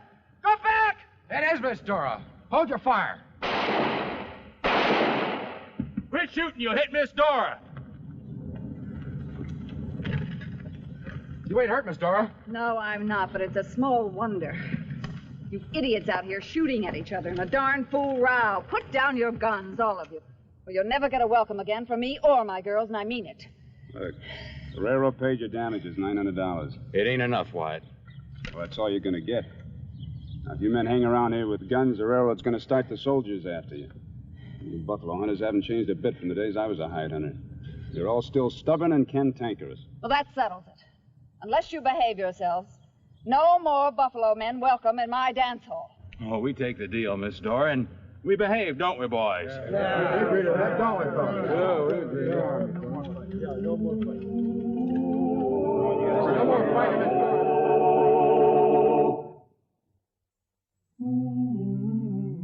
Now, you can take this to the city council. That's your privilege.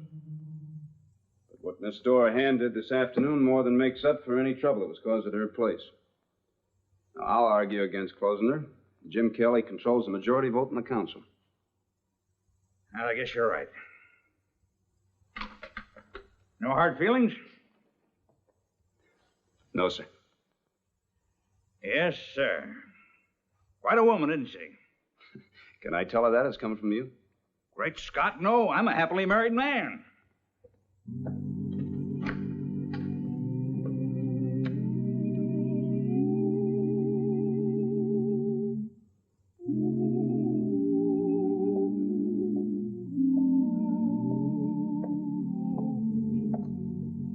Evening, Miss Doris. Oh, howdy. Did you have your talk with Reverend Hawkins?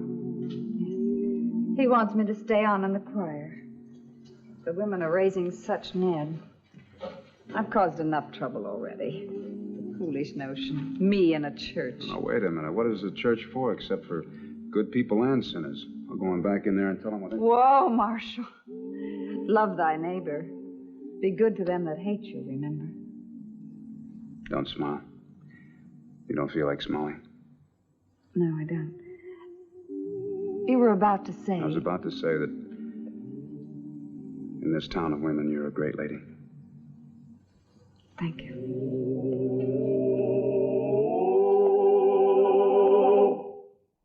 Well, he cleaned up the country, the old Wild West country. He made law and order prevail. And none can deny it, the legend of Wyatt forever will live on the trail. Oh, Wyatt Earp, brave, courageous, and bold. Long live his fame, and long live his glory, and long may his story be told. Long may his story be told.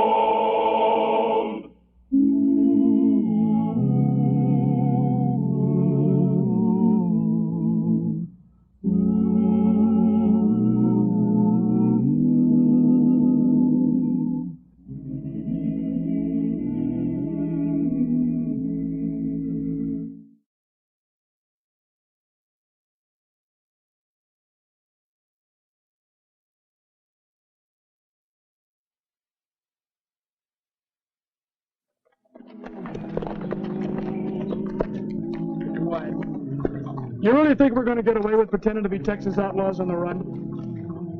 We got no other choice, Mr. Masterson. Could never blast Butch Henry and his boys out of there with a posse, so if he can't lick them, you join them. Sure, but what happens when they find out they have Wyatt Earp and Bat Masterson in camp? That Butch Henry has 19 notches on his gun. Well, if we get caught, then either Mr. Henry's going to be carving 2 more notches or he'll be dead. At least we got an even chance.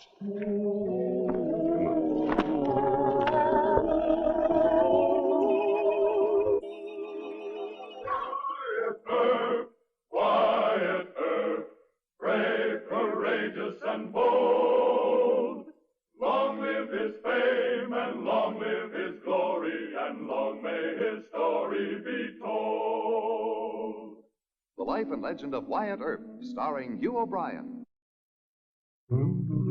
Wyatt Earp, as marshal in Wichita and now in Dodge City, had met some of the top guns of the western frontier. He had outfought the notorious Manon Clements. He had outfought John Wesley Hardin in a final showdown. He had persuaded Clay Allison to run from Dodge City rather than face a duel with 45s man-to-man. But the case of Butch Henry, cattle thief and killer, presented a new problem. Not much was known about him, and he chose to await a battle with the law on his own fighting ground in the rocky wilderness known as the Salt River Bend.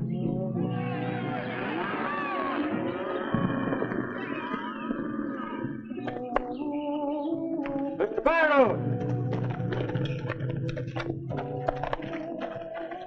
What happened, Bill? That Butch Henry gang, they attacked us in the brush, and they killed Rance and Herb, and then they... We'll take him to Doc McCarty in Dodge. I'm going to see Wyatt Earp about this. And we're small fry in the cattle business, Marshal. We couldn't take the law into our own hands if we wanted to. And we're asking you to organize a posse and go after that gang. I know you've had trouble with cattlemen from the big outfits, but none of our boys. Well, that's got nothing to do with it, sir. It's just that, well, technically, Sheriff Bassett has the jurisdiction. I know he's homesick, but, well, his chief deputy, Bill Tillman... He's not here, Marshal. He rode to the fort this morning to check a Cheyenne outbreak down south. Well, I guess it leaves it up to me. Good. Oh, you think that Butch Henry's holed up at the Salt River Bend, huh? We know he's there, Mark. And he's got 300 head of our steers. Salt River is a good hideout, and we're going to need quite a few men. Well, I never like to use a posse, unless it's a last resort. Marshal, Butch Henry has killed at least 20 men. He's on the run from East Texas. They've got good peace officers in East Texas, but they didn't take Butch Henry. I'd like to take a crack at it. Well, we're in your hands. I reckon this is one of the few times that any cattleman ever came to you for help. Yes, it is, and I appreciate it. I want Butch Henry as much as you do. And here's another thing, Zach. We've run off all the beef we can rebrand and sell, right? Well, a couple of the boys can hold him here. So why don't the rest of us pull a raid on Dodge? They tell me them gambling houses are just loaded with cash money, right? No. What do you mean, no? George Morris tried it. He's a big-headed fool. He tried to take over the whole town. I mean a quick raid. Wyatt Earps and Dodge. Oh, now, Zach, don't tell me we're scared of that Cowtown Marshal. 19 notches, and I'll cut me number 20 for Mr. Earp. Zach, you ain't scared of Earp. Never laid eyes on him. Well, neither have I. But that's no reason to be taking him so serious. Who's he ever killed? Look, a man don't get an honest reputation without no notches in his gun, right? I'll think it over. Where you going?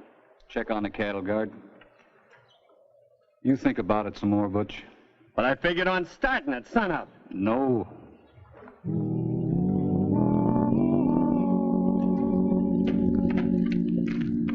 Aren't you going to tell me what this is all about? No sense in worrying you until it's necessary. Well, Marshal Earp, I just got him finished. It's a good joke, you and Mr. Masterson being one of a train robbery in Texas. What? $2,000 reward for Morg Pickett and Bill Jepson, alias the Amarillo Kid. These men held up a Texas and Pacific train and killed 2 county sheriffs near Fort Worth, Texas. Signed, N.B. Averill, Captain Texas Rangers. What is this? Morg Pickett and the Amarillo Kid, that's you and me. Thanks, Mr. McCabe. It's a real good, fast job. Thank you. Remember, keep this to yourself, otherwise you spoil the joke. Oh, I won't say a word, Marshal. Come on, Mr. Masterson. So in order to keep from having to take a posse into the Salt River Bend, I decided to try for an inside job. A character like Butch Henry, being this far north, probably could use a few extra hands. A couple of characters like Mort Pickett and the Amarillo Kid stand a good chance of being hired on. You be sure and remember those names. Only one thing wrong with the idea. What's that? I know Texas and I can talk the language. But they'd spot you for a Yankee in 2 minutes. Oh, Sonny, ain't you never heard me talk Texan? Well, I heard so much Texas talk up here in the north that I'll be dang-goned if I don't seem to be using that accent in my sleep. Besides, they call me Silent and Morgan Pickett. So, kid, you'll be doing all the talking. All right. But what if they start asking you about places in El Paso, Fort Worth, and San Antonio? Well, it's a long ride to Butch Henry's. You can tell me about them on the way. Well, supposing they do let us join them. Then what? It's not too big of an outfit. About 9 or 10 guns at the most. Anyway, they'll be busy holding those steers in the bend. I think we stand a pretty good chance of taking Butch Henry and a couple of his men if the others don't butt in. Suit yourself. Well, smoking them out with a posse would be a lot worse. When do we start? As soon as we can get the right clothes together, we got to go in there looking like outlaws, you know. For God's sake, don't take that Mudline special. They've never seen you, but I'll bet you they've heard of that gun. Hey, thank you for reminding me. I'll feel kind of naked without it, though.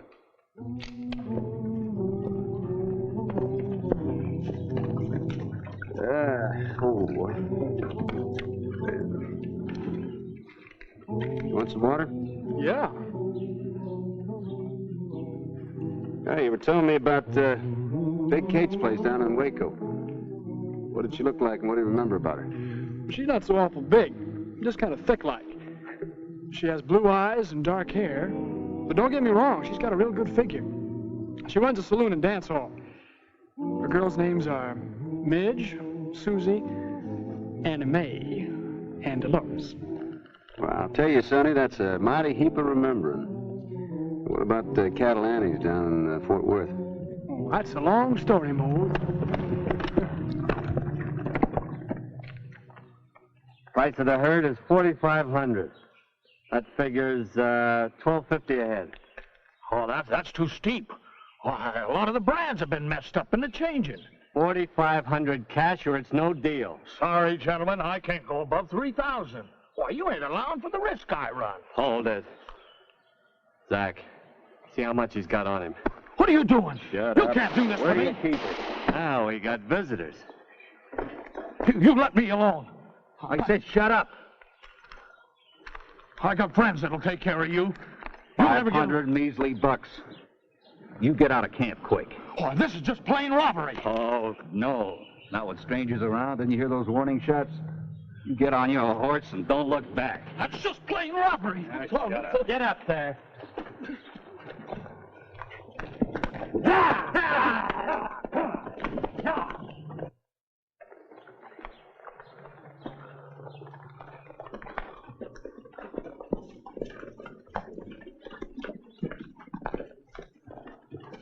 Who are you and what do you want? You Mr. Butch Henry? I ask the questions, you answer them. They seem kind of hostile, Morg. Reckon we better try our luck with another outfit. Don't rush off. You boys on the run? Could be, mister. You forget you saw us, and we'll forget we saw you. Come on, kid, let's push on. Nope. Can't see no reason for quarreling. You all sound like you might be from Texas. Yeah, we are. Texas Rangers? That's a dirty word, mister. Ease it off, Morg. Morg don't care for Rangers. Neither does Zach. Your pal had it right. I'm Butch Henry. He's Zach Newcomb. Now light down. I never turned Texas boys away from my camp. Well, if he's really Butch Henry, I guess it's all right. You know, you sound pretty big-headed for a trail ghost. I don't think I like Mr. Newcomb or whatever his name is. Ease it off, Morg. You'll have to make allowances, Mr. Henry. Morg and I, we've been traveling far and fast. That ain't Morg's true nature. That's just his belly growling. They're hungry. Go tell Simon to rustle them up some grub. Pronto.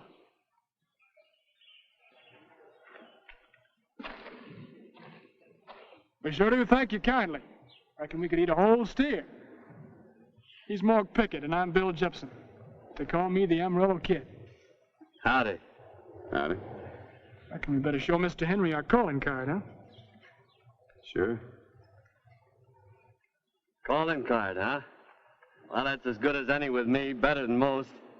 You fellas seem to know your way around, giving the Rangers the go by. Zach, take a look at that. Guess there ain't no harm in having a friendly little chat while Simon fixes up your grub. Come on. Boss. Yeah? They ain't wanted in Kansas. Well, what's the diff? They're on the run. Which one of you is the boss, anyhow? You or him? I'm Butch Henry. Ain't you never heard of me? Sure he has. You're the top gun in East Texas. 17 notches. 19. I got me 2 more the other day. 19 notches. I invited these boys to eat here. You making any objection? Nope. That satisfy you? Yeah, I reckon so. Take care of the horses. Come on over to the fire.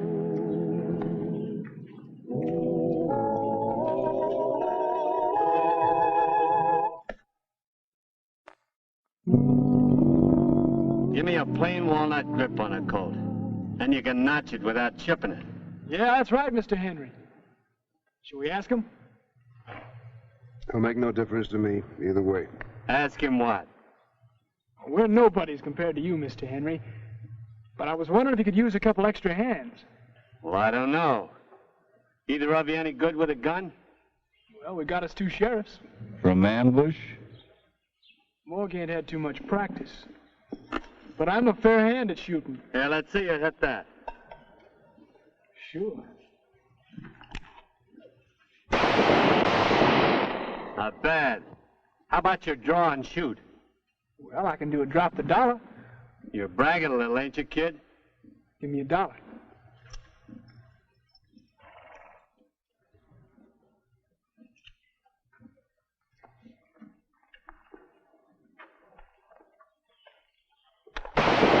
Hey, that's pretty good. You got the shot off before it ever hit the ground. What do you say, Zach? We can try him. But we don't want his pal. Nothing doing. Morgan and me left Texas together. We stay together. Listen to Newcomb. What does he do, bury the bodies for you? That's enough. Quit it! We're friends, Morg. Look, the kid can handle a gun and we can use him. I'll use Morg as one of the cattle guards. I'll blow on your soup. It's too hot.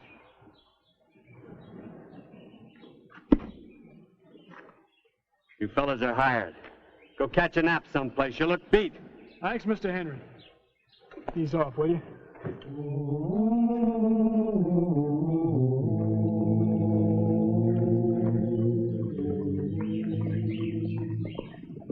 Looks like Butch has called a powwow.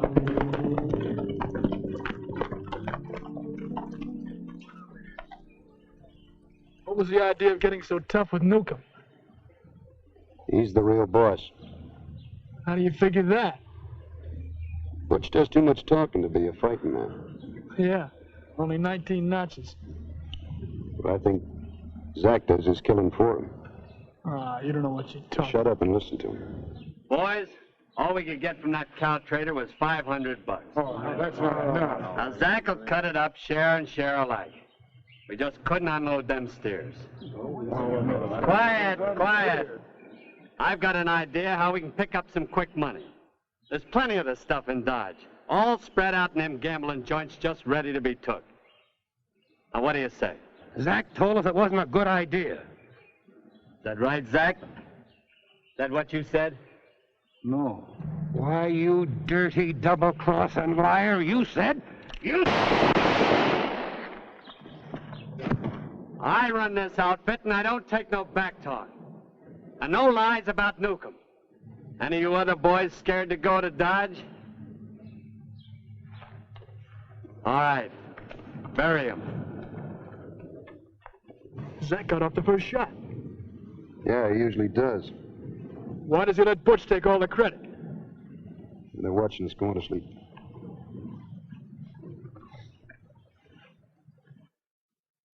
Well, I think we ought to hit him tonight while the gambling's going full blast. Not with those new men in camp. Well, we can use the kid. Maybe. Not the big one, though. All right. I'll leave the big one on cattle guard. No. I want to talk to him first. Now, look. There's already been one killing in camp. That kid's going to stand by his pal. You call the kid over here. I want to talk to Pickett when he's all by himself. Now, Zach. You do like I say, real quick. All right. All right. Hey, kid! Kid, come on over here. You want Morg, too? No, he can work on the fire. Go on, I'll cover you.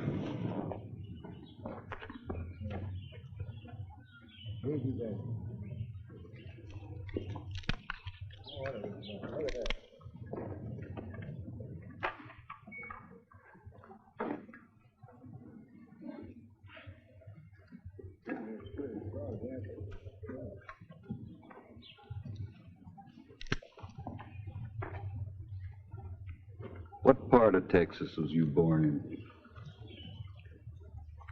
Part of Texas? Yeah. Where was you born? El Paso, why?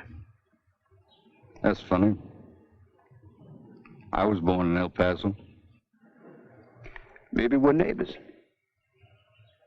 Name me some of the streets.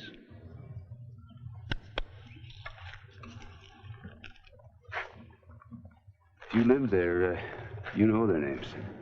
I'm asking you. No, you're trying to call me a liar. Fair fight, kid. I don't like you, Mr. Newcomb. I told you that. Now you get the gall to ask for questions. like that? No. Sit down, Mr. Newcomb, before I'm tempted to break both your legs. Hold it! Any of you want to pick up his fight? Mr. Henry's coming, Morg. I got no quarrel with Mr. Henry.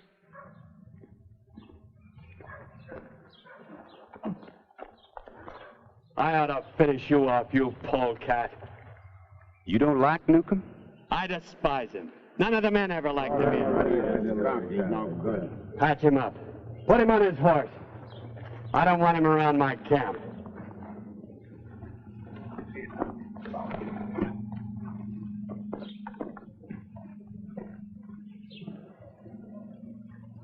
I never saw two handier men with guns. Why, you're almost as good as I am. Well, that's a big compliment, Mr. Henry. Sure is. Downright flattering. No, I mean it. I got a special proposition to make you. You heard us talking about a raid on Dodge? Well, if you're game, I'll cut you in on equal shares. Well, fine. Hey, you hear that, Morg? We're in. Well, I don't know, kid. What's wrong? We're raiding a big town like that. Why don't we just round up them steers and point them south toward the Indian nations? You scared of Wyatt Earp? Earp? Who's that? He's the John Law in Dodge with a big reputation. But he ain't as fast as I am. Well, I'm not fretting about no Earp. We better think about it. If I was you, I wouldn't put Mr. Newcomb on a horse. Oh, the way he's feeling, he's liable to head straight for Dodge and rouse up that whole town. That's right. I'd better see that he's tied up. You keep working on Morg, kid. You'll come around, Mr. Henry.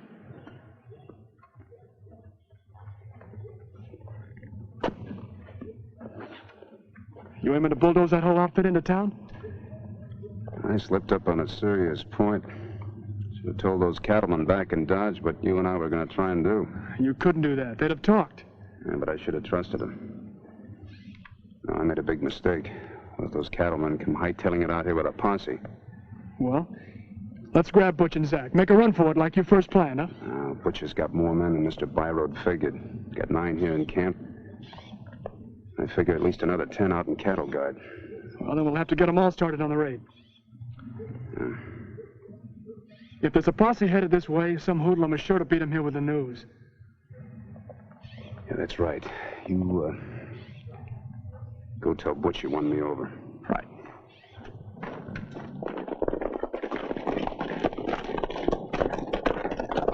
How much further to the bend? Maybe 5 miles. But we're all pretty tired, Hick. Wyatt was a fool to try an inside job, but if they haven't killed him and Masterson, we owe them a chance. I hope it isn't too late.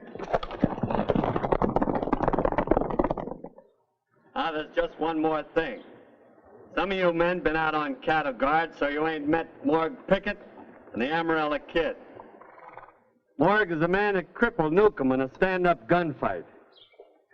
I was going to shoot the rat myself, only Morg took the job off my hands. Now, I want you all to do me a favor. When we pick up them other men and we hit Dodge, you leave Wyatt Earp to me, to Morg, and the Kid. All right, so we ride. Hold it. I think I'm in Butch, not more than a mile behind me. How many of them are? I couldn't tell. Wyatt Earp with them? No, him and Bat Marston snuck out of town 2 days ago. What? Hey! There they go, that dirty Don't kill him, just swing him. Yeah. Come on, men! Where's going to get away with this? Hold it, Butch. I want her!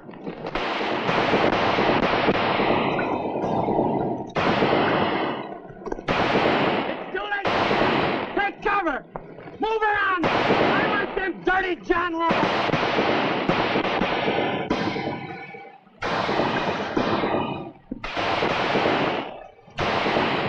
We can't stay here. No place else to go.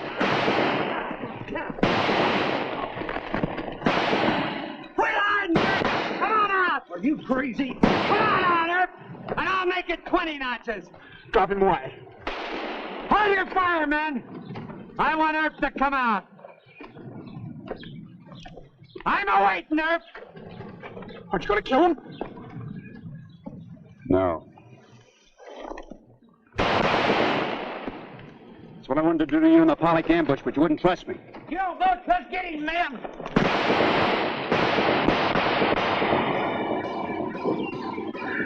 You hit? No, we're not coming out of this way.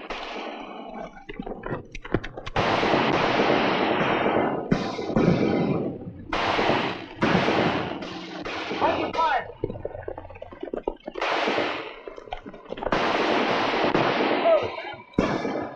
Come on, drop your guns. Come on, all of you, out of there. Drop your guns. You there. Come on out. Line them up and tie them, boys.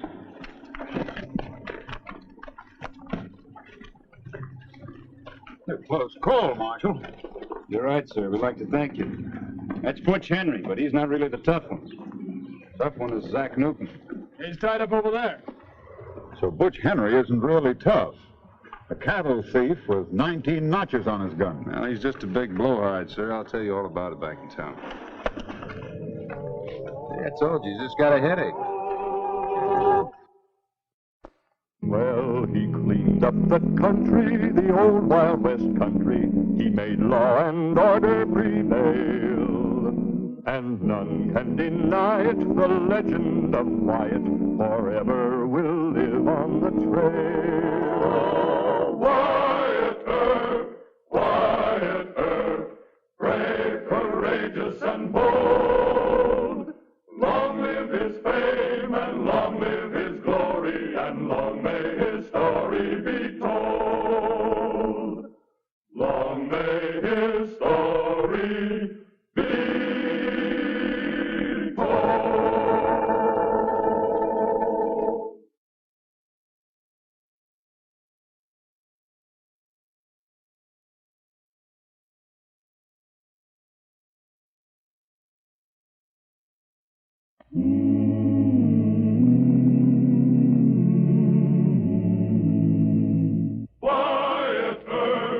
Wyatt Earp, brave, courageous, and bold. Long live his fame, and long live his glory, and long may his story be told.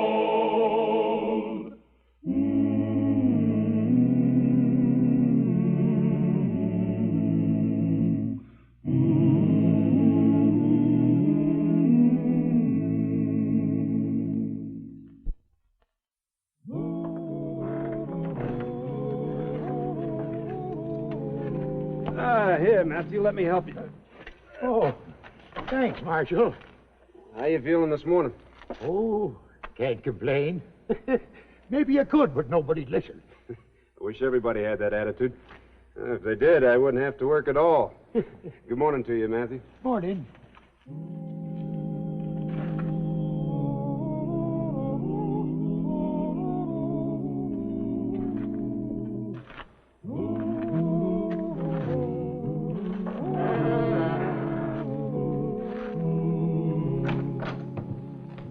The afternoon mail, White. I haven't finished with this morning's yet. Yeah, here's one from Fort Leavenworth Prison. Know anybody there? Yeah, about half the fellows up there. Let's see it.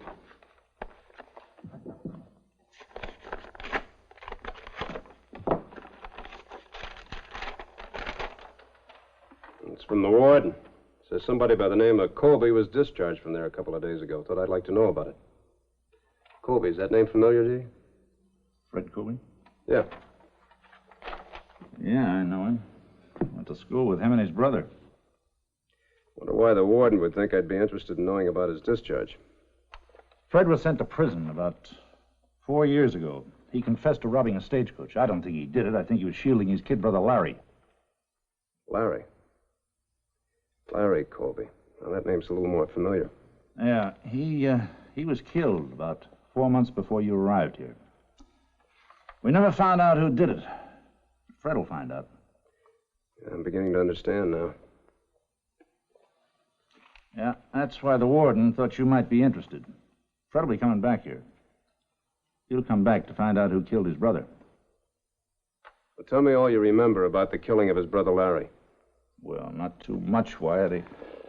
Larry was always the sort of a kid who was in trouble. He was real handy with a gun. He finally got a half interest in the Alamo Saloon.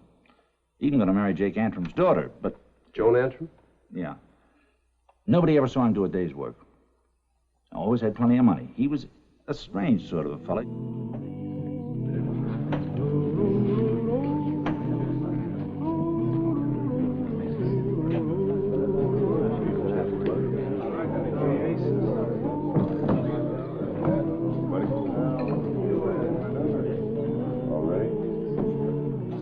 Place your bets, please.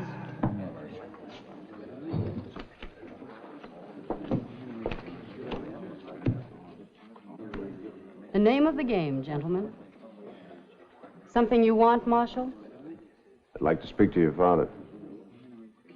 I think you'll find him in his office. Thank you, Miss Antrim. Place your bets, please.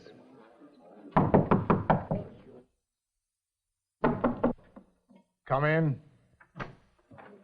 Oh, Marshal Earp. Well, I presume I won't be needing this. You're a very cautious man. Suspicious would be a better word. What is it you want, Marshal? I'm quite busy. I know. Understand you've been doing a good business. Please state your complaint or whatever it is, sir. Well, I have no complaint, Mr. Antrim.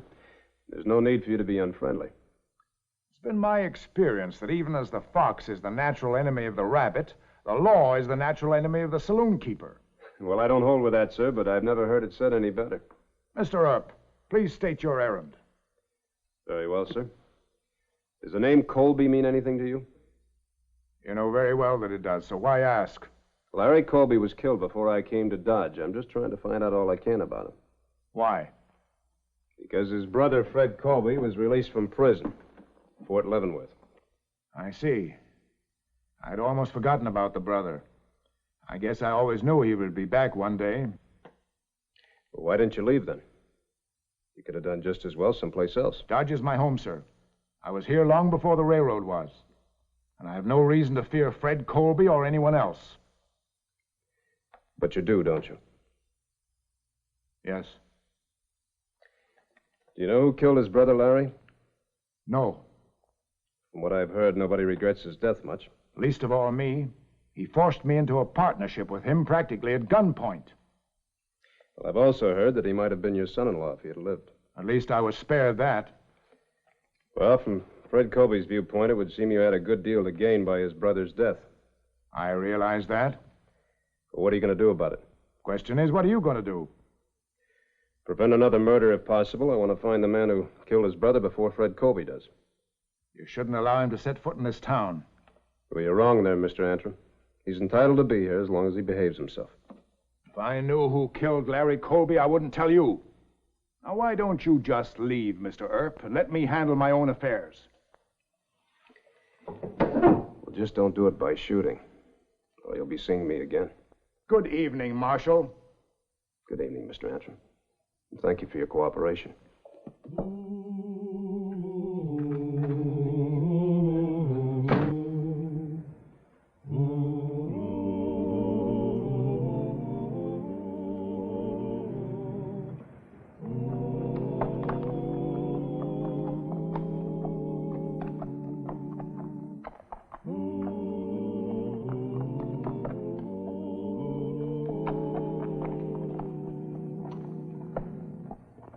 Good evening. Your name Fred Colby? That's right. I understand you've come here to kill somebody. If what I've heard is true, Mr. Colby, I suggest you turn around. You through talking, Marshal? No. Wearing guns in the street isn't allowed here. I know that. I'm planning to check it the first place I come to. Look, Mr. Colby, if a man needs to be punished for something that he's done, that's the law's job, not yours. First place, you have to prove it, and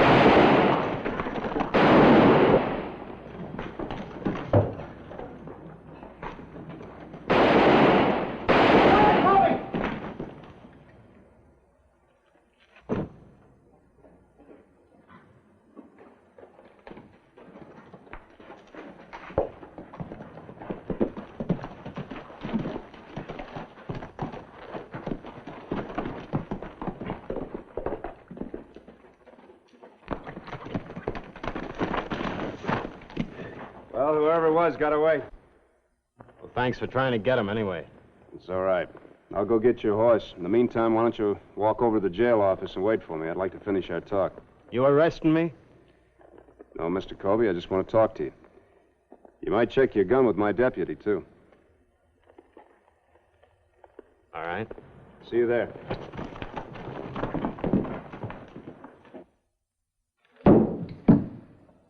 Well, do you have any idea who it was?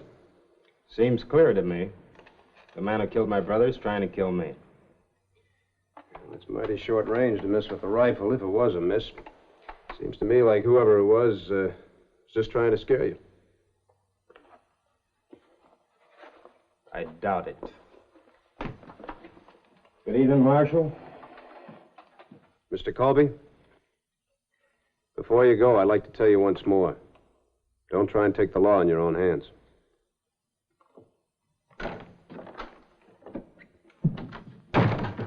I checked his gun. The one he was wearing, you mean? Well, there are a lot of ways to kill. If the man really wants to. You think we ought to lock him up or make him leave town? What charge? Being named Colby? No, you just keep an eye on him. If he leaves the hotel before morning, come tell me. Yes, sir. Hal, don't plan on preventing a crime by shooting Colby. A deputy can be just as guilty of murder as anybody else. You know I wouldn't do a thing like that. I know, Hal. You want to keep the peace just as much as I do. Just don't let it bother you. We'll do the best we can. Sure. Night, Wyatt. Good night.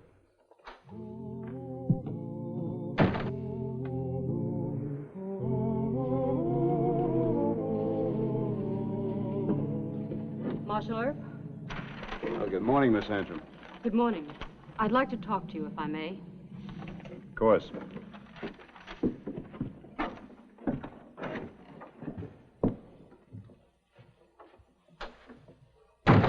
Sit down. Want some coffee? No, thank you.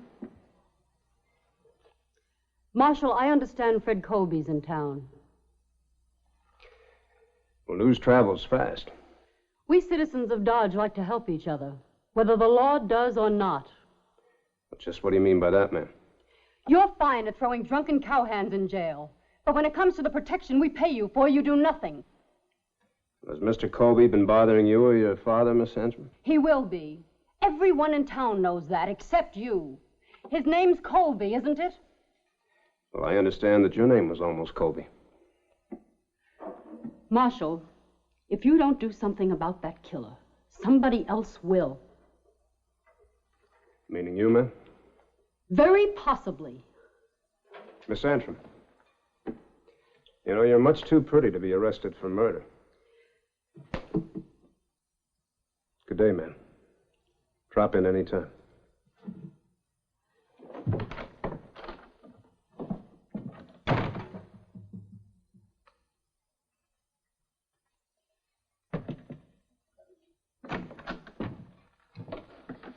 Colby just left the cafe down the street. He's headed for the Alamo Saloon. All right. I'll go around back of the saloon. You stay on the street. If there's any shooting, you come on in.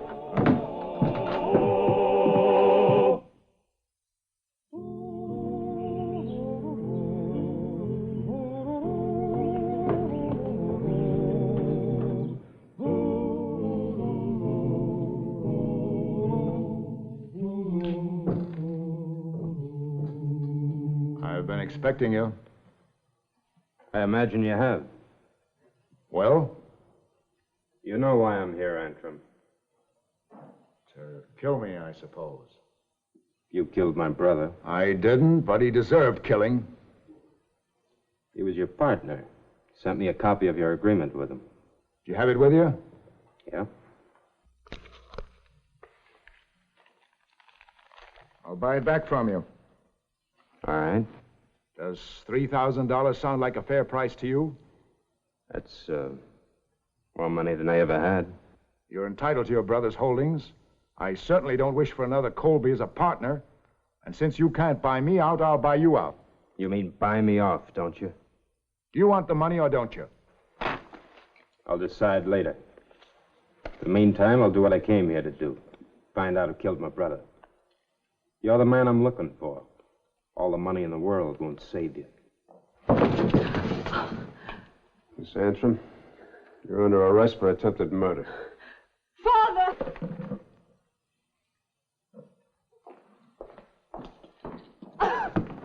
Please, Marshal. She might have wanted to, but she never could have pulled the trigger. That'll be decided by the judge, Mr. Antrim. Did you really mean to kill me, Joan? Yes, Why? because you're a Colby. The same dirty, rotten breed as your brother. I don't understand this at all. When I left here, you and Larry were in love. You were going to get He married. never loved anyone but himself and money. He was a cruel, vicious killer, and you're no better. Miss Antrim, did your father kill Larry Colby? Did you? No, but I wish I had. I wanted to, more than once. I'm sorry to hear that. It changes nothing as far as I'm concerned. I'll find my man no matter how long it takes. Turns out to be your father. I'm sorry for you.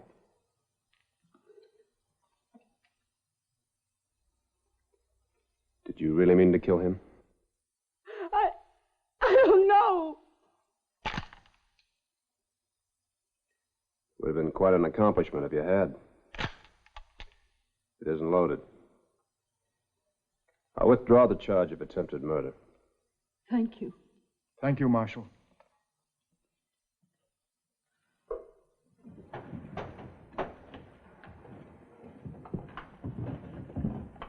Well, Marshal, I'm indebted to you again.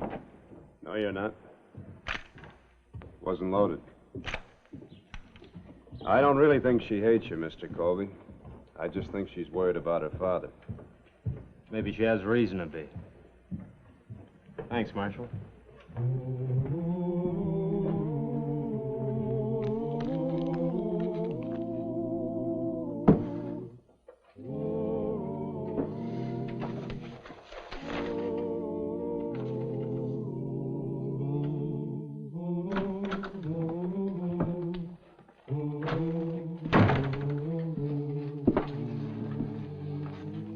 Still working on that 1872 file? Yeah, still at it. I finished 1871. Been trying to find out all I could about Larry Colby in town. Nobody remembers much about him, except they didn't like him. Figured he was mixed up with the law. Well, that's before I got a badge. Now, listen to this. He was drunk and disorderly a half a dozen times in 71, arrested on suspicion of horse stealing in April 72, released for lack of evidence. Wounded 2 men in a gunfight in June 72, self-defense. Killed a man in September 72, self-defense. Found dead the same month by person or persons unknown. Who was the man he killed in 72? A 19-year-old boy. Colby goaded him into drawing, then killed him. Hmm? Did you see it? No, only 2 people saw it. The sheriff at the time and the boy's father. Is the father still living? Sure, you know him. Matthew, old Matthew at the livery stable. Shock almost killed the old man. Old Matthew, huh? I think I'll go down and have a talk with him. Oh, no, Wyatt, the old man's having trouble enough staying alive. No sense disturbing him too much. I'll try not to.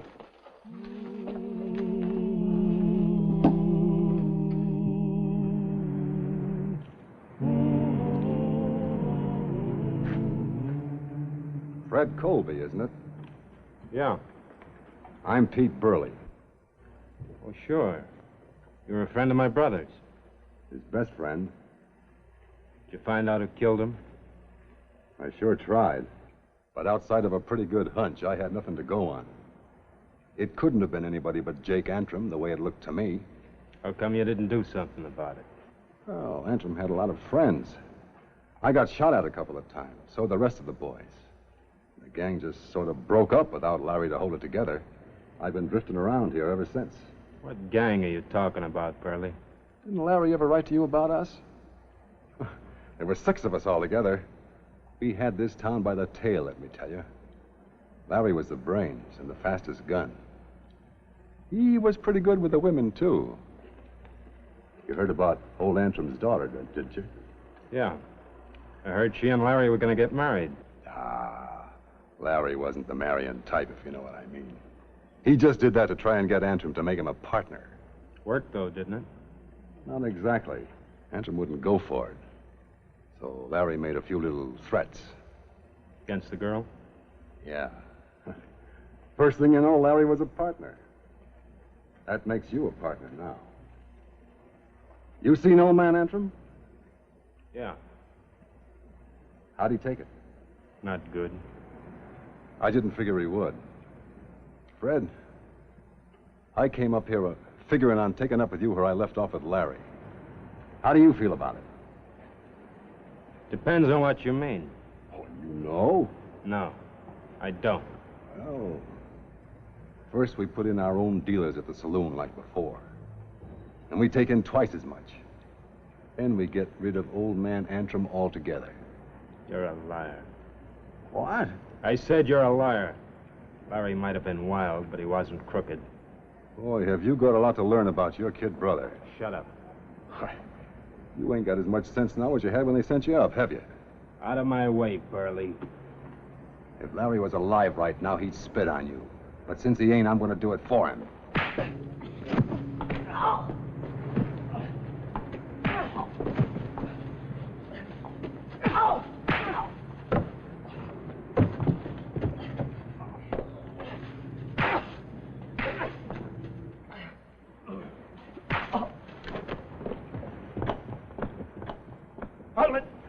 You're under arrest, Colby.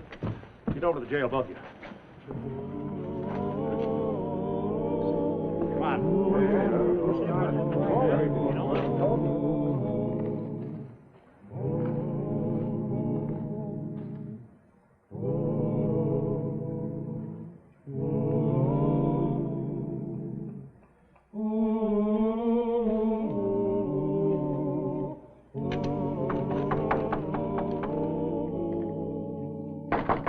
All right. Just a minute. Fine time to wake you, man. Oh, Marshal Earp, huh? Come in, come in. Sorry to bother you so late, Mr. Watkins, but it's important. You always called me Matthew before. Well, I didn't know your last name until tonight. Oh. You mind if I rest myself while you're talking? Not at all. I get sort of tired at nights. I got some chawing tobacco around here someplace. Now, let me see. How'd you know I had that gun in there? Well, I've never seen you chew tobacco before, and you're a little old to start. Well, you going to use that? I hope not.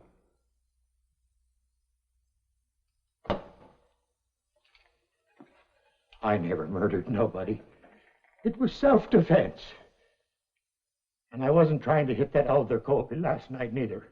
Just scare him. Why'd you cut down on me just now? I guessed you'd figured it out. Come to take me in. Then I figured I'd never be taken off to hang for killing a snake like Larry Colby. But I guess it don't much matter now, one way or t'other. Anyway, I couldn't shoot you. You've always been good to me. Mr. Watkins, I want you to come with me for a little while. I want you to talk to Fred Colby.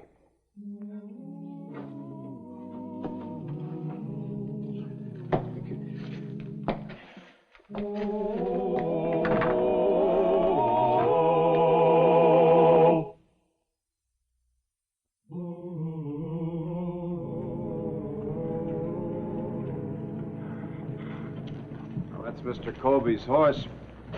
It's all saddled up. Looks like he's getting ready to leave town. I was afraid that he was pretty upset last night when old man Watkins told him the truth about his brother.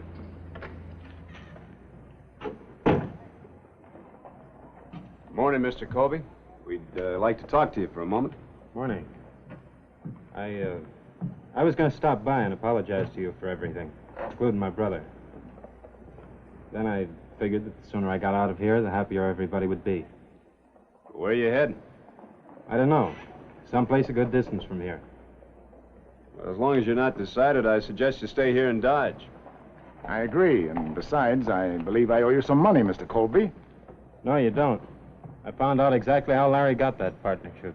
That money doesn't belong to me any more than it did to him. I agree with the marshal, too. There's plenty of room in Dodge for you, and it was your home. Yeah, it's changed some. For the better, I think. Then you'll stay? Thanks. I'd like to think about it. Good. First we'll buy you some breakfast, boy, and then we'll talk over a few things. Oh, Marshal, won't you join us? I will a little later. I'll be checking it inside, Marshal. Thank you, Mr. Colby.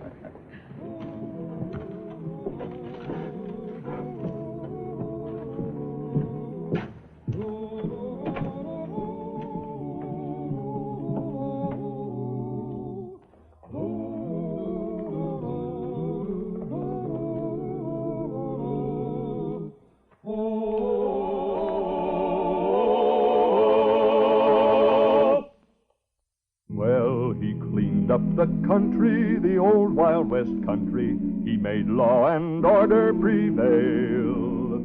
And none can deny it, the legend of Wyatt forever will live on the trail. Oh, Wyatt Earp, brave, courageous, and bold. Long live his fame, and long live his glory, and long may his story be told. Long may his story be told.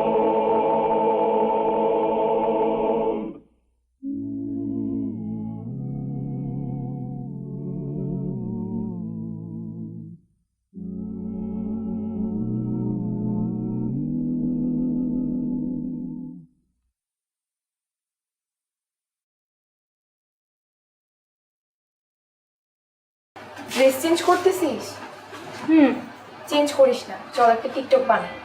TikTok? হ্যাঁ TikTok, চল।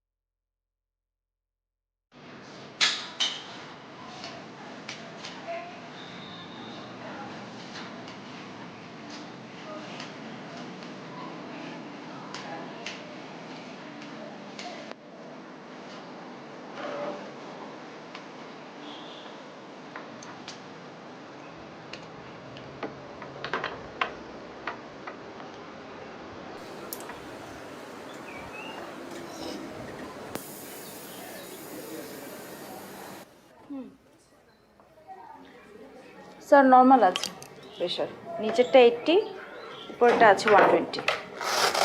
ঠিক। Thank you. Thank you. খামটা দে।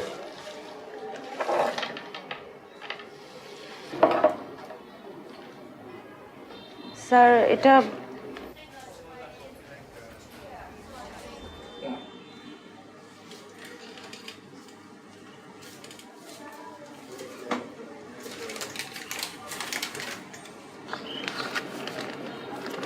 কি আশ্চর্য দেখছিস, 1000 টাকা দিল pressure মাপতে। তাও তুই জানিস উনি কে?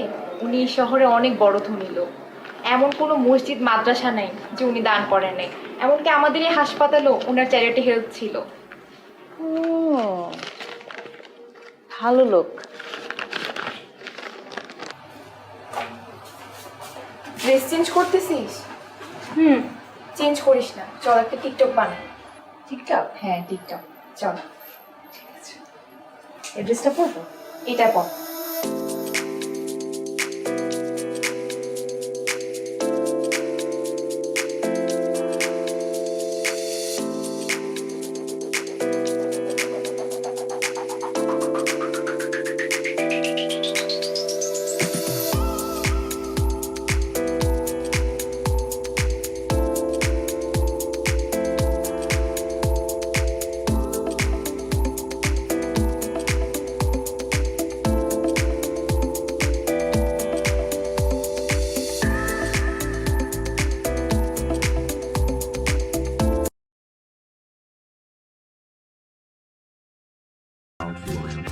Rồi, bye bye. Nhà đi đâu qua. Rồi, phải đùa của bye. Kiếm tiền 36 phải đến 80 triệu. 80 80 triệu để vay 10 lần của chứng sĩ sinh hoạt kia. Của đây sinh cũng căng đấy chứ. Của 37 ta lợi dụng á. Người thua tận lại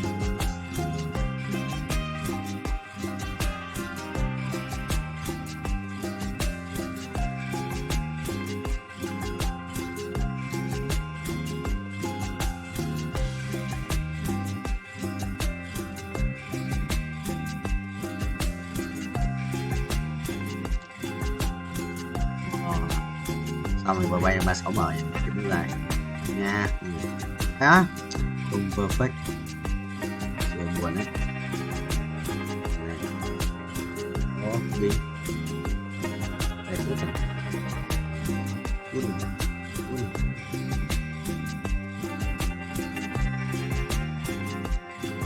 Chít này.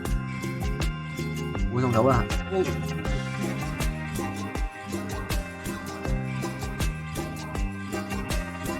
Lòng rất là mở chúng ta.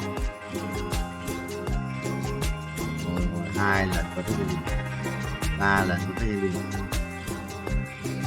4 lần 5 lần 22 đúng tiền sắp được nước màu này 39 tí năng lượng giống ngoài ở đây ạ theo một tí năng lượng giống nhỉ.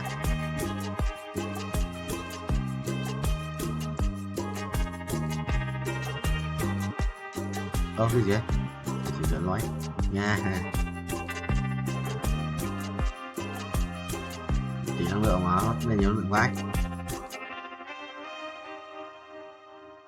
Cái kiếm uy lực.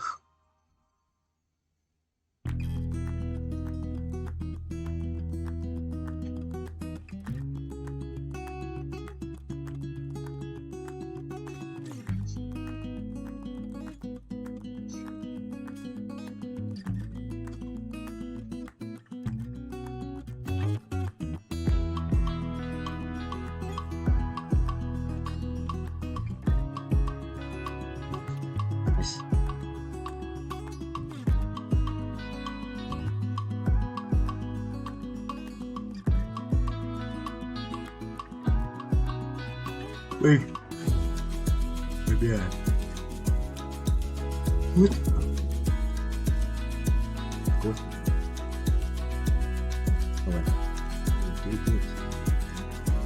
শুনেন কালকের খেলায় আপনি হারবেন।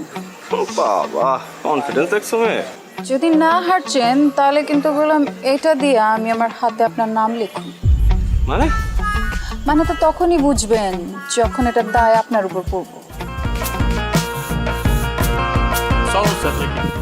ওই দিনকা তোরে হাত খরচে লেগা 5,000 টাকা দিয়েছিলাম। আবার টাকা টাকা কি গাছে ধরে? আব্বা জান আপনি তো কত টাকাই কামান, 5,000 টাকা দিলে আপনার কি হয়? আমি আপনার একমাত্র আমার মাইয়া, তো আমার পিছনে খরচ করবেন না কার পিছনে করবেন? আমার একটা কুর্তি পছন্দ হয়েছে, ওই কুর্তি আমি কিনতে চাই। কুর্তি মূর্তি লেহেঙ্গা ওড়না এসব দিয়ে তো ঘর বইরে গেছে, হাঁটুনের বি জায়গা নাই। মন চায় তোর এগুলা নাইজেরিয়া বুলগেরিয়া আর উগান্ডায় পাঠাইয়া দে। আচ্ছা এত কিছু কিনার দরকার নাকি? কি করতেছেন আব্বা? একটা শখ করছি, শখের দাম লাখ টাকা। শখ যদি না মিটে তাহলে এই জীবন রেখা লাভ কি? আপনি যদি আমার টাকা না দিচ্ছেন তাহলে কিন্তু আমি কয়ে দিলাম ব্লেড দিয়ে হাত কেটে নাম লেখা ফেলাম। আচ্ছা ব্লেড দিয়ে এই কুর্তির লেগে হাত কাটানোর দরকার নাই। আমি বাইরে যাওয়ানোর সময় তোরে টাকা দিয়ে যাবো। থ্যাংক ইউ আব্বা।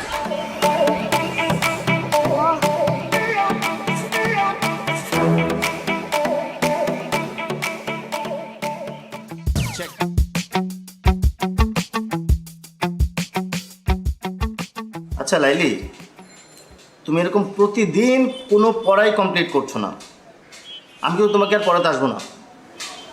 আসেন না, আপনারা ক্যাথাই কইছো এতে, আমি কইছি। শেষ পর্যন্ত তোমার বাবার কাছে আমাকে কমপ্লেন করতে হবে। আপনি আমার বাপের কাছে কমপ্লেন করবেন? পড়াশোনা করছো না, বাবার কাছে কমপ্লেন করবো না? অবশ্যই করবো। ঠিক আছে, আপনি যান, আপনি আমার বাপের কাছে কমপ্লেন করেন, এদিকে আমি ব্লেড দিয়ে হাত কেটে আপনার হাতের নাম লেখা রাখবো এখান দিয়ে। কি বলতে চলেছ? দেখো, এইবার না হয় আমি তোমার বাবার কাছে কমপ্লেন করবো না, কিন্তু তুমি যদি পরীক্ষায় ডাব্বা মারো তাহলে তো আবার আমি শেষ।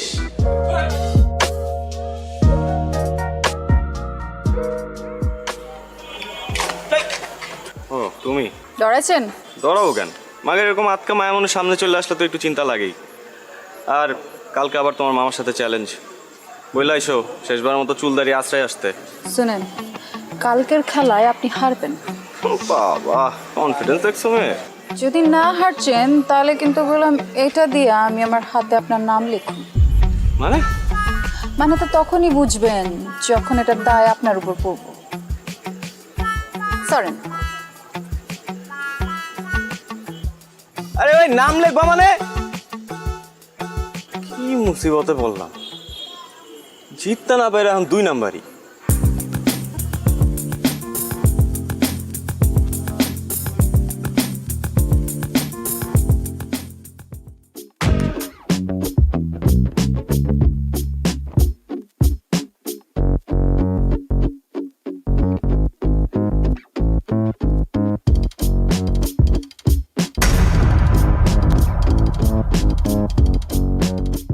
কি সমস্যা?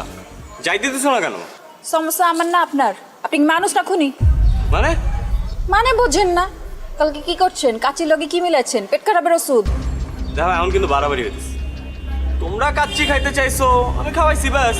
কারণ কারো যদি পেট পাতলা হয়ে যায়, কেউ যদি হজম করতে না পারে, সেটা তো তার সমস্যা, আমার না। বাড়াবাড়ি আমরা করছি না আপনারা করছেন? মানে ইচ্ছে করে আপনারা খান নাই কালকে, তাই না? যাতে আমার লগে প্রতিশোধ নিতে পারেন। আর যদি নিতে চাই সেটা কি দোষ? 3 বার ঘুরি চ্যাম্পিয়ন আমি, তোমার কারণে আমার হারতে হয়েছে। হারছেন তো কি হচ্ছে?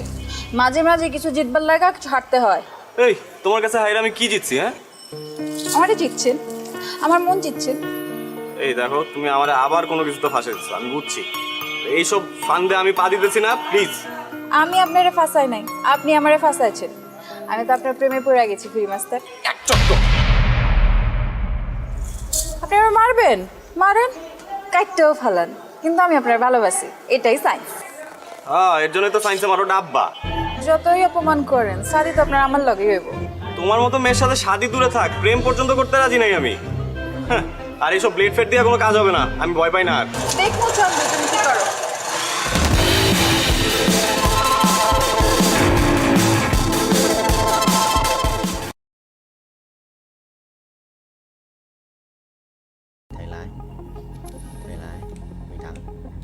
Nghe cái chiều mày trắng mày 10% nữa.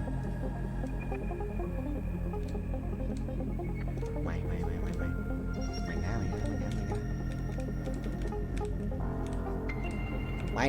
Mày ô không được, đùa tao xuân không xuân 77 ơi, hiểu được rồi. Xuân nhớ vậy.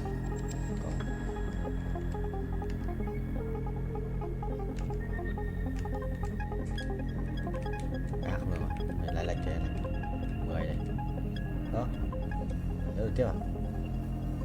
3 củ 59 là xem được bao nhiêu nhá. 3%, 4,66 cũng được. Át này, sẽ át từ này rồi. Ê, chơi xong rồi, đánh trùng bài rồi, thằng này ấn tử thần ạ.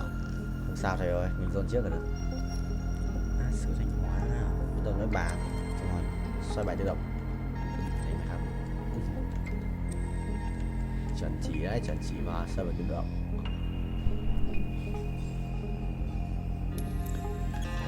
Go. Bên Chi Linh gọi thầy ơi. Nhót không? Nhót, đét. Sao đào? Ngáo vậy. Vẫn đang mày, anh vẫn đang nhảy. Thắng mà. Let me show you darkness. Sai đều. Thầy lái vô á, sao? Captain Vietnamese. Captain Việt Nam. Máy. Capture. Chuẩn không vậy bạn ơi? Chuẩn. Hai lần.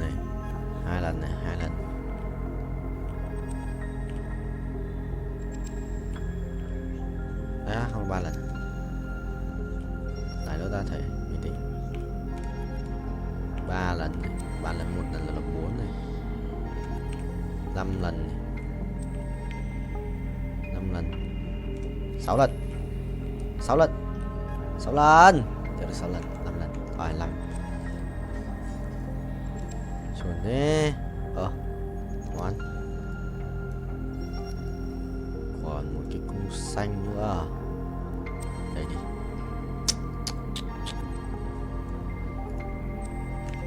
Cung bài gọi là gì nhỉ?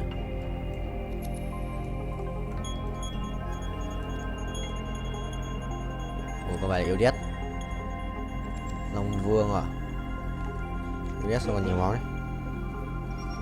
Xuân vợ thầy chưa chạm đất 49 rồi. Xong lần này là quay một vòng rồi. Mình tại không মজা হয়েছে অসাধারণ হয়েছে এই এ মেয়ে কি করে ওই তুই ওরে দেখ চমকাই উঠছিস কেলা ওর নাম লাইলি আর আজকে সব ওই রান্না করছে কি হ্যাঁ আম্মা জান আমার পোলা কথা কইছিলাম না এরকম জঘন্য রান্না আমি জিন্দেগি দেখাই নাই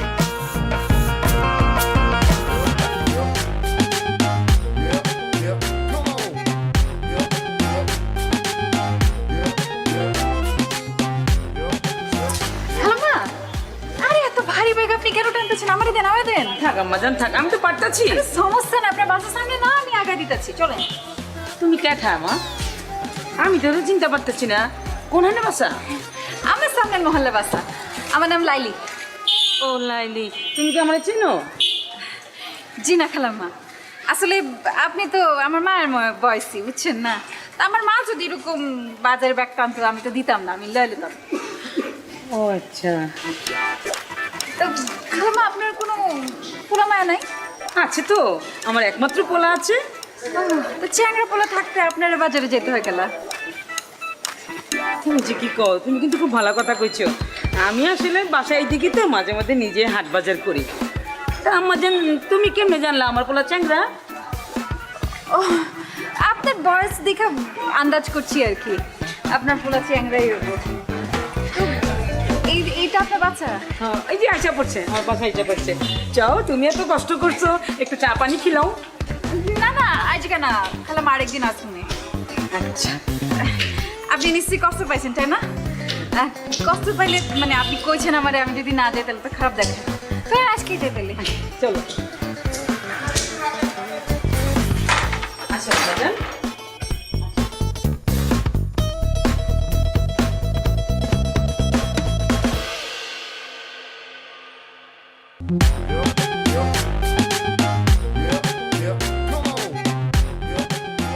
বাহ, কি আম্মা জান আপনার বাসা? খালাম্মা খুব সুন্দর আপনার বাসা। ও, আমি তো ভাবতেছিলাম তুমি আমার ছেলের কথা কইতাছো। মাশাআল্লাহ, আমার ছেলে সুন্দর আছে না? আছে আর কি, ওই আছে। আচ্ছা আম্মা জান, তুমি কি খাইবা? তোমার কি পছন্দ? আপনার পোলাই কি পছন্দ করে? ও তো যা পায় তাই খায়। যা পায় তাই খায়, তার অবশ্য দেখে বুঝে যায়। কিছু কইতাছো?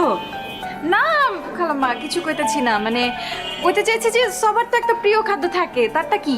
হ্যাঁ আছে তো, গরুর গোশত। গরুর গোশত পাইলে তো মাথায় ঠিক থাকে না, খুবই পছন্দের। আচ্ছা কইতেছেন, আমারও গরুর গোশত খুব পছন্দ। ঠিক আছে আম্মা জান, তুমি বসো, গরুর গোশতই রান্না করবো, দুপুরে সাথে মিলে একসাথে খামু। আরে আমি এখানে একা একা বসে কি করবো খালাম্মা? আমি যাই আপনারে সাহায্য করি একটু। মাশাআল্লাহ কি লক্ষ্মী মাইয়া আসো আসো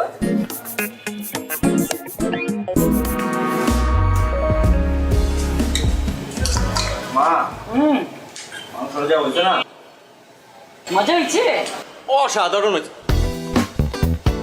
এই এ মেয়ে কি করে ওই তুই ওরে দেখ চমকাই উঠছিস কেলা ওর নাম লাইলি আর আজকে সব ওই রান্না করছে কি হ্যাঁ আম্মা জান আমার পোলা কথা কইছিলাম না এরকম জঘন্য রান্না আমি জিন্দেগি দেখাই নাই কি কইতাছস একটু কি কইলি অসাধারণ এখন কইতাছস ফালতু মাথা গেছে নাকি খালাম্মা আমার মনে হয় গরমে মাথা গিলু গলা গেছে গা তাই মেয়ে তোমার সাহস তো কম না তুমি এনে কেন আসছো খালাম্মা আপনার সামনে আমরা ধমকাইতেছে ওই তুই ওরে দামগাছ গেলা হ্যাঁ ও আইছে তো কি হইছে তোর কোনো সমস্যা আছে ও জানোস না আজকে আমার এই রান্না বান্না কত সাহায্য করছে জানতে চাই না ওরা এখনই বাড়ি থেকে বাইরে যেতে বলো কি কথা চস এত কিছু কষ্ট করে রান্না করে মা এটা না খাইয়ে চলে যাবো ও যদি এখান থেকে না যায় আমি বাইরে যাবো এখন খালাম্মা তোর মাথা নষ্ট হয়ে গেছে গা আমি বরং আজকে যাই আপনার থাকেন খান আমি আরেকদিন এসে খামুনি আমার জান তুই এটা কি করলি মা এটা খালি মুখে বিতে দিলি তুমি ওরে চিনো না মা খুব ডেঞ্জারাস আমার চিন্তার দরকার নেই তুই বেশি করে খা ওর খামুই না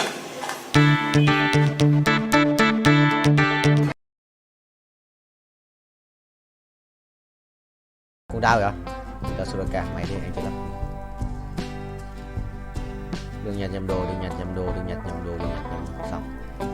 Có đủ đồ này. Chả có nằm gì đấy, có ấn gì à? Ấn gì ấy? Ấn thần thoại, ấn sử gia. Trốn nó. Trốn khó. 400 củ đấy. Vì có phải nữa là 531 củ. Tiền perfect. Perfect. Mini code 416 lap. Qua 400 lap rồi. Rồi.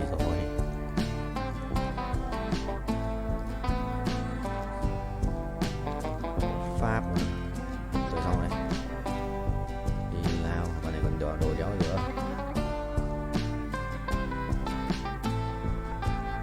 Còn nào làm phép không?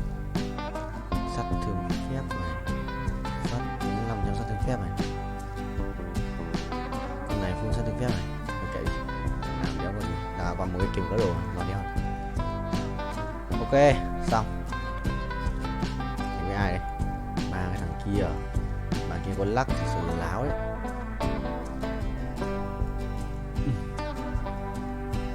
Bạn kia có lắc thì đéo dấu ấy. 500 củ thiếu 30 triệu nữa. Thiếu 26 triệu. Mốt nữa thì sẽ được là đủ tiền để stream bớt hơn nữa. Nên 6.6 rồi. 6.4 nhỉ, cái mất rồi. Mà là tầm 6 chấm hơn. Yes.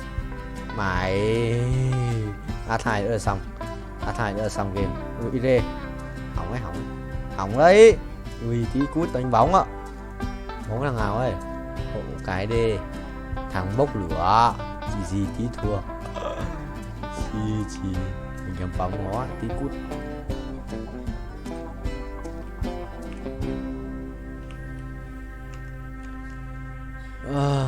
Cho thêm máu à 19 thì làm chi là mình phải thắng hoặc mình cút một trong hai thằng này.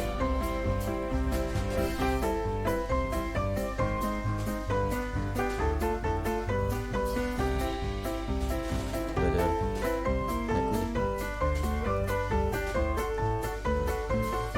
Vẫn được, vẫn đéo đủ. Đéo ra át này. Thằng này cầm 2 con át. Thằng có 2 con át này. Thằng này không cầm át nào. Nó bốc lửa đeo giết nó rồi. Nó 5 máu rồi, bây giờ thì 15. Nó mà chết mình chỉ chết.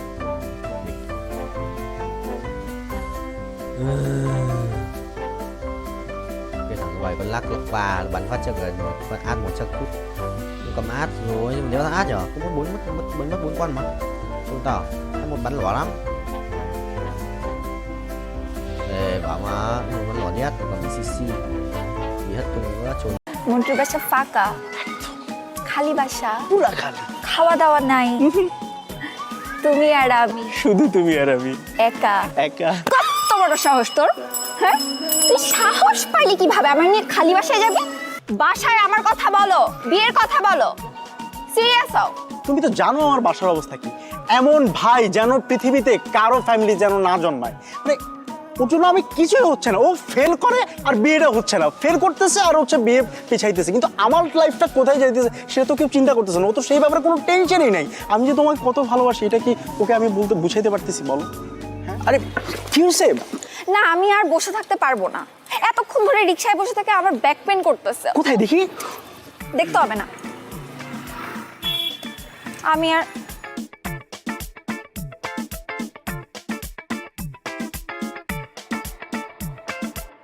আচ্ছা আশ্চর্য ব্যাপার, তোমার back pain হয়েছে তুমি আমাকে personally বলবা, সেই জায়গায় তুমি রিকশাওয়ালার সামনে বলছো, ব্যাপারটা কেমন না? তো কি হয়েছে দেখি? দেখতে হবে না, আমি বাসায় যাবো, আমার বাসার সামনে দিয়ে আসো। বাসায় যাওয়া মানে কি? আমরা বের হয়েছি কতক্ষণ বেবি? আমরা অল্প কতক্ষণ হয়েছে, মাত্র 2 ঘন্টা হয়েছে আমরা বের হয়েছি। আজকে আমরা সারাদিন ঘুরবো, খাওয়া দাওয়া করবো, তারপর হচ্ছে মন্টুদের বাসায় যাব, তারপরে আমরা যা হওয়ার তা করবো, মানে বাসায় যাবো আর কি। আবার মন্টুর বাসায় কেন? ও ওই যে আসলে হয়েছে কি, ওই যে মন্টুদের ম্যাচের মধ্যে আজকে বিরাট আয়োজনে খাওয়া দাওয়ার ব্যবস্থা করা হয়েছে বুঝছো। তা আমাকে বললো যে তুই আসিস, এখন আমি তো একা যেতে পারি না, তুমি ছাড়া আমি কীভাবে যাবো বলো? তাই তো, খাওয়া দাওয়া করবো আর কি করবো? তারপর ধরো ওই যে মানে একটু বসলাম, আড্ডা দিলাম, গল্প করলাম, থাকে না এই আর কি। হ্যাঁ খাওয়া দাওয়া করবো, আড্ডা দিব, বিশ্রাম নিব। বাট তুমি আমাকে কি বলছিলা জানো? কি? মন্টুরা ট্যুরে গেছে বান্দরবন, তোমারও যাওয়ার কথা ছিল, কিন্তু যেহেতু তুমি আমার সাথে দেখা করবা, আমাদের একটা ডেটের প্ল্যান হয়েছে, দ্যাটস ওয়াই তুমি যাইতে পারো নাই। এখন আমার মন্টুর বাসায় দাওয়াতটা বুঝলাম না, বলছিলাম না আসলে মানে আমি না ভুলে যাই সব কিছু বুঝছো, মানে তুমি সামনে থাকার পর না আমি সব কিছু আউলে যাই, মনে থাকে না আর কি। হ্যাঁ আর তুমিও পিছলাই যাও। হ্যাঁ না না কিছু বলি না, কি বলবো, কিন্তু মানে ব্যাপারটা হচ্ছে কি আমার না একটা জিনিস নিয়ে খুব মন খারাপ হচ্ছে, মানে স্ট্রবেরিটার কথা শুনে না খুব মন খারাপ হতেছে। কি মানে মানে স্ট্রবেরি, যে স্ট্রবেরি কি চকলেট, মানে তোমার জন্য চকলেট বলতে ললিপপ, তোমার জন্য দুটো মানে স্ট্রবেরি ফ্লেভারের চকলেট আনছিলাম, তো ওগুলোর কথা না খুব মনে পড়ছিল। মানে welcome.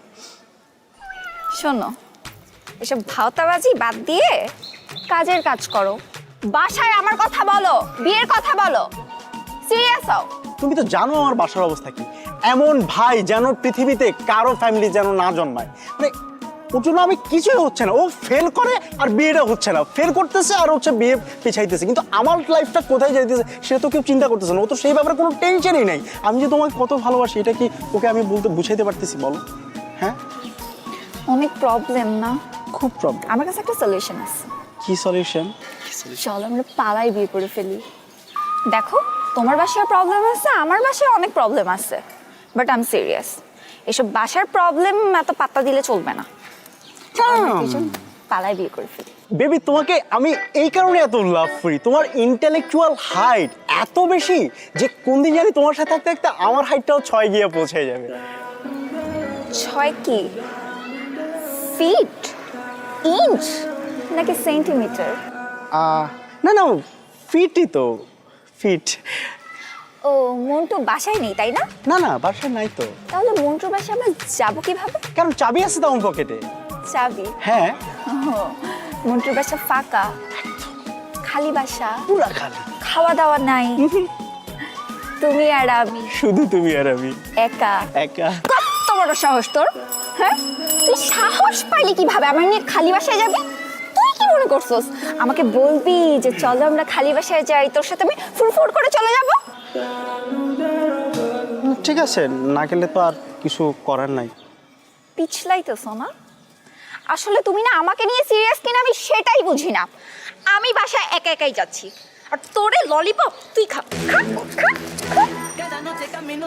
Baby, baby lollipop.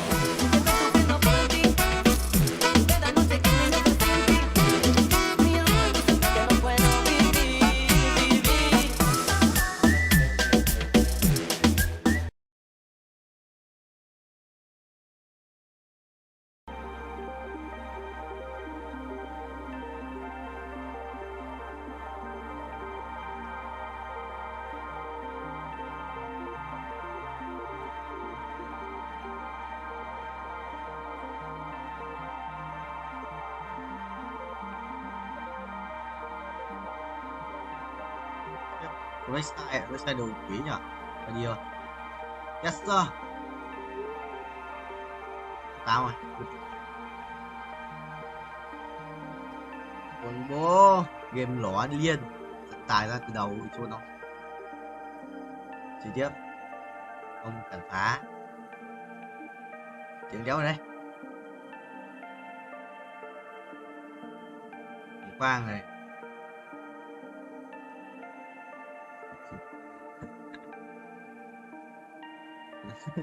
Chào. Tạp âm vào.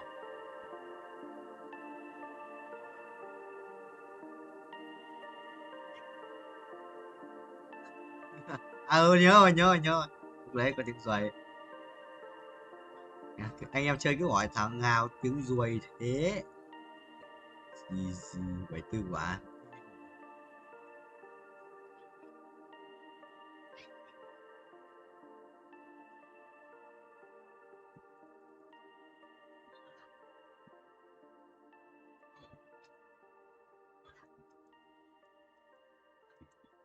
Rebirth rồi.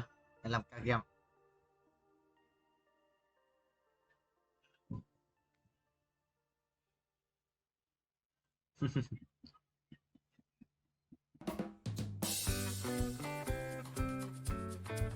Rồi xong quá trình biến hình mà. Rồi xong. Cắt lên.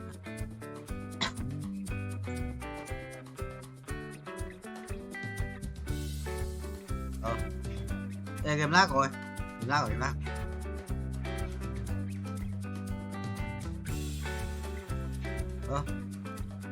Lag rồi.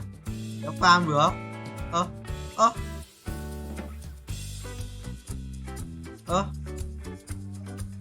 Bị lag rồi. Tao đang chơi đố kéo được. Bị lag rồi. Phải. Looking for block rồi. Looking for block rồi. Bị tích con đấy. Tao bị tao under này. Tao đang video mà. Tao đang bị đơ này. Tao đang bị nó cứ kiểu không làm gì ấy, chỉ đi được thôi, vẫn đi được bình thường. Nhưng mà nó không bị disconnect. Tao không. Tao reboot. Tao reboot xong tao mắc cuối này, chôn rồi. Muốn tao reboot xong tao mắc cuối này. Lá rồi. Đó, reboot nó tỷ lần, 7 lần. Nhưng mà không quay được về, đang bị lag. Nếu rồi ấn go được ạ. Lại được hết được rồi. Tự nhiên tao ấn go thế là lợi back về bắt đầu. Ôi hỏng rồi, thằng này chết rồi. Đấy.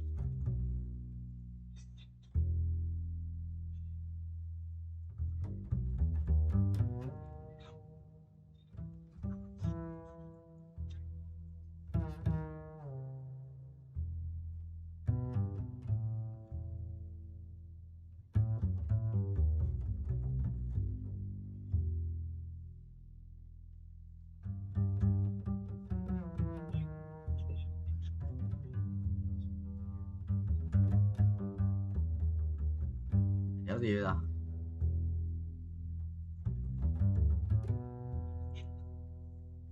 Là đéo nói đâu. Là chơi mỗi liên minh thôi, bạn thấy liên minh tập trung nói mỗi liên minh thôi, không nói rồi một lúc đâu.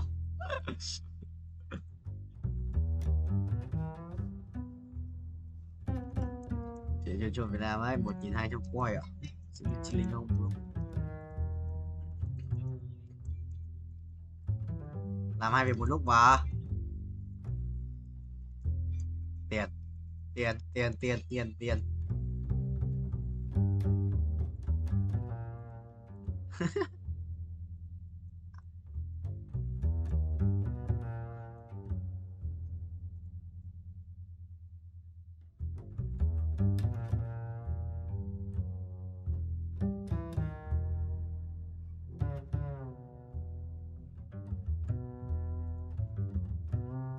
Cho block lui nhá.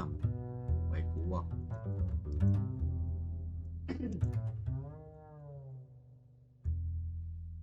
Hôm nay làm gì?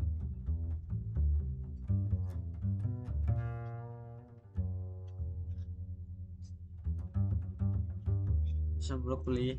9. Wow. Thật không? Đẹp quá.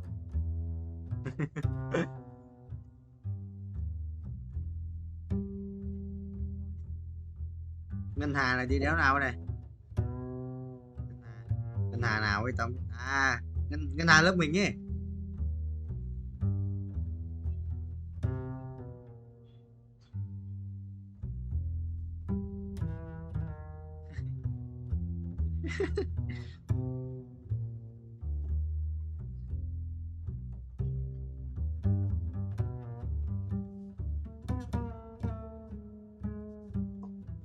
Con đánh cái đéo ở đây. Trời, đánh còn tên cờ nhỉ? Tao vừa để nhà trống.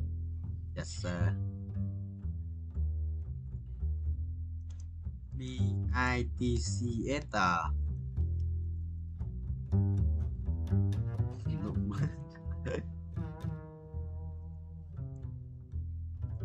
Đi lại 450 đam, mấy tỷ ấy. 6 tuổi à? 5 tuổi 6 à? Làm chút đây. Đi áo tù. Đây này.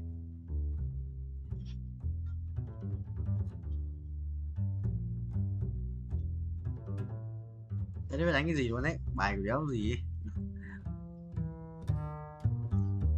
Buồn đúng à? Rồi là video thứ 3 rồi.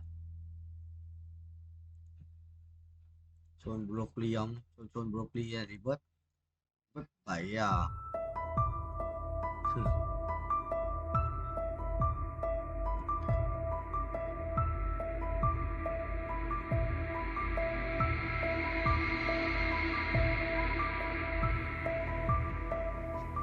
Có cái gì đây?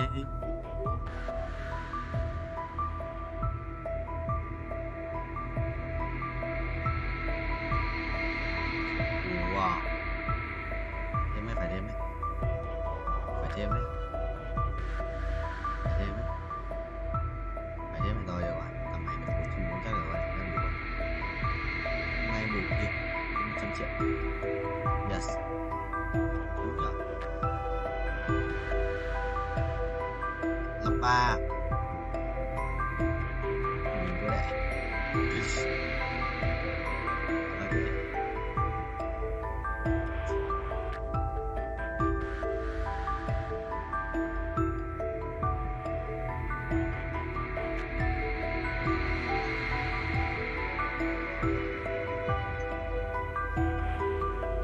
Sáu và 50. Mặt.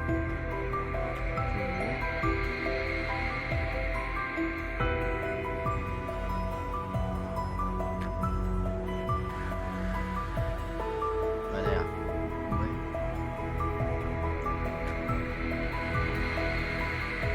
Đố nêu. Đố nêu à? Đố lúa.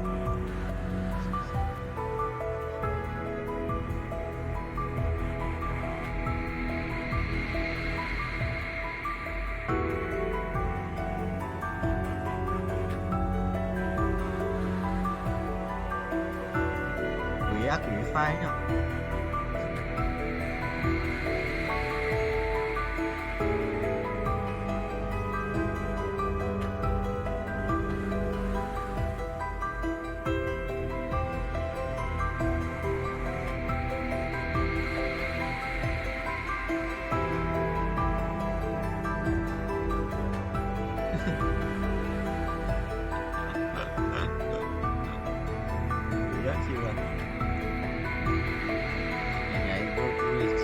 Em Mai đấy, có em Mai à? Đây á, đây rồi.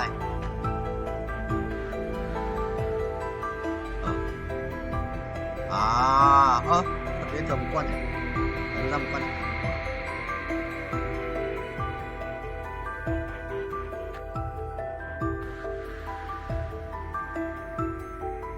Mặc à? Biết rồi. 285 nếu dùng giáo thẳng chung quá.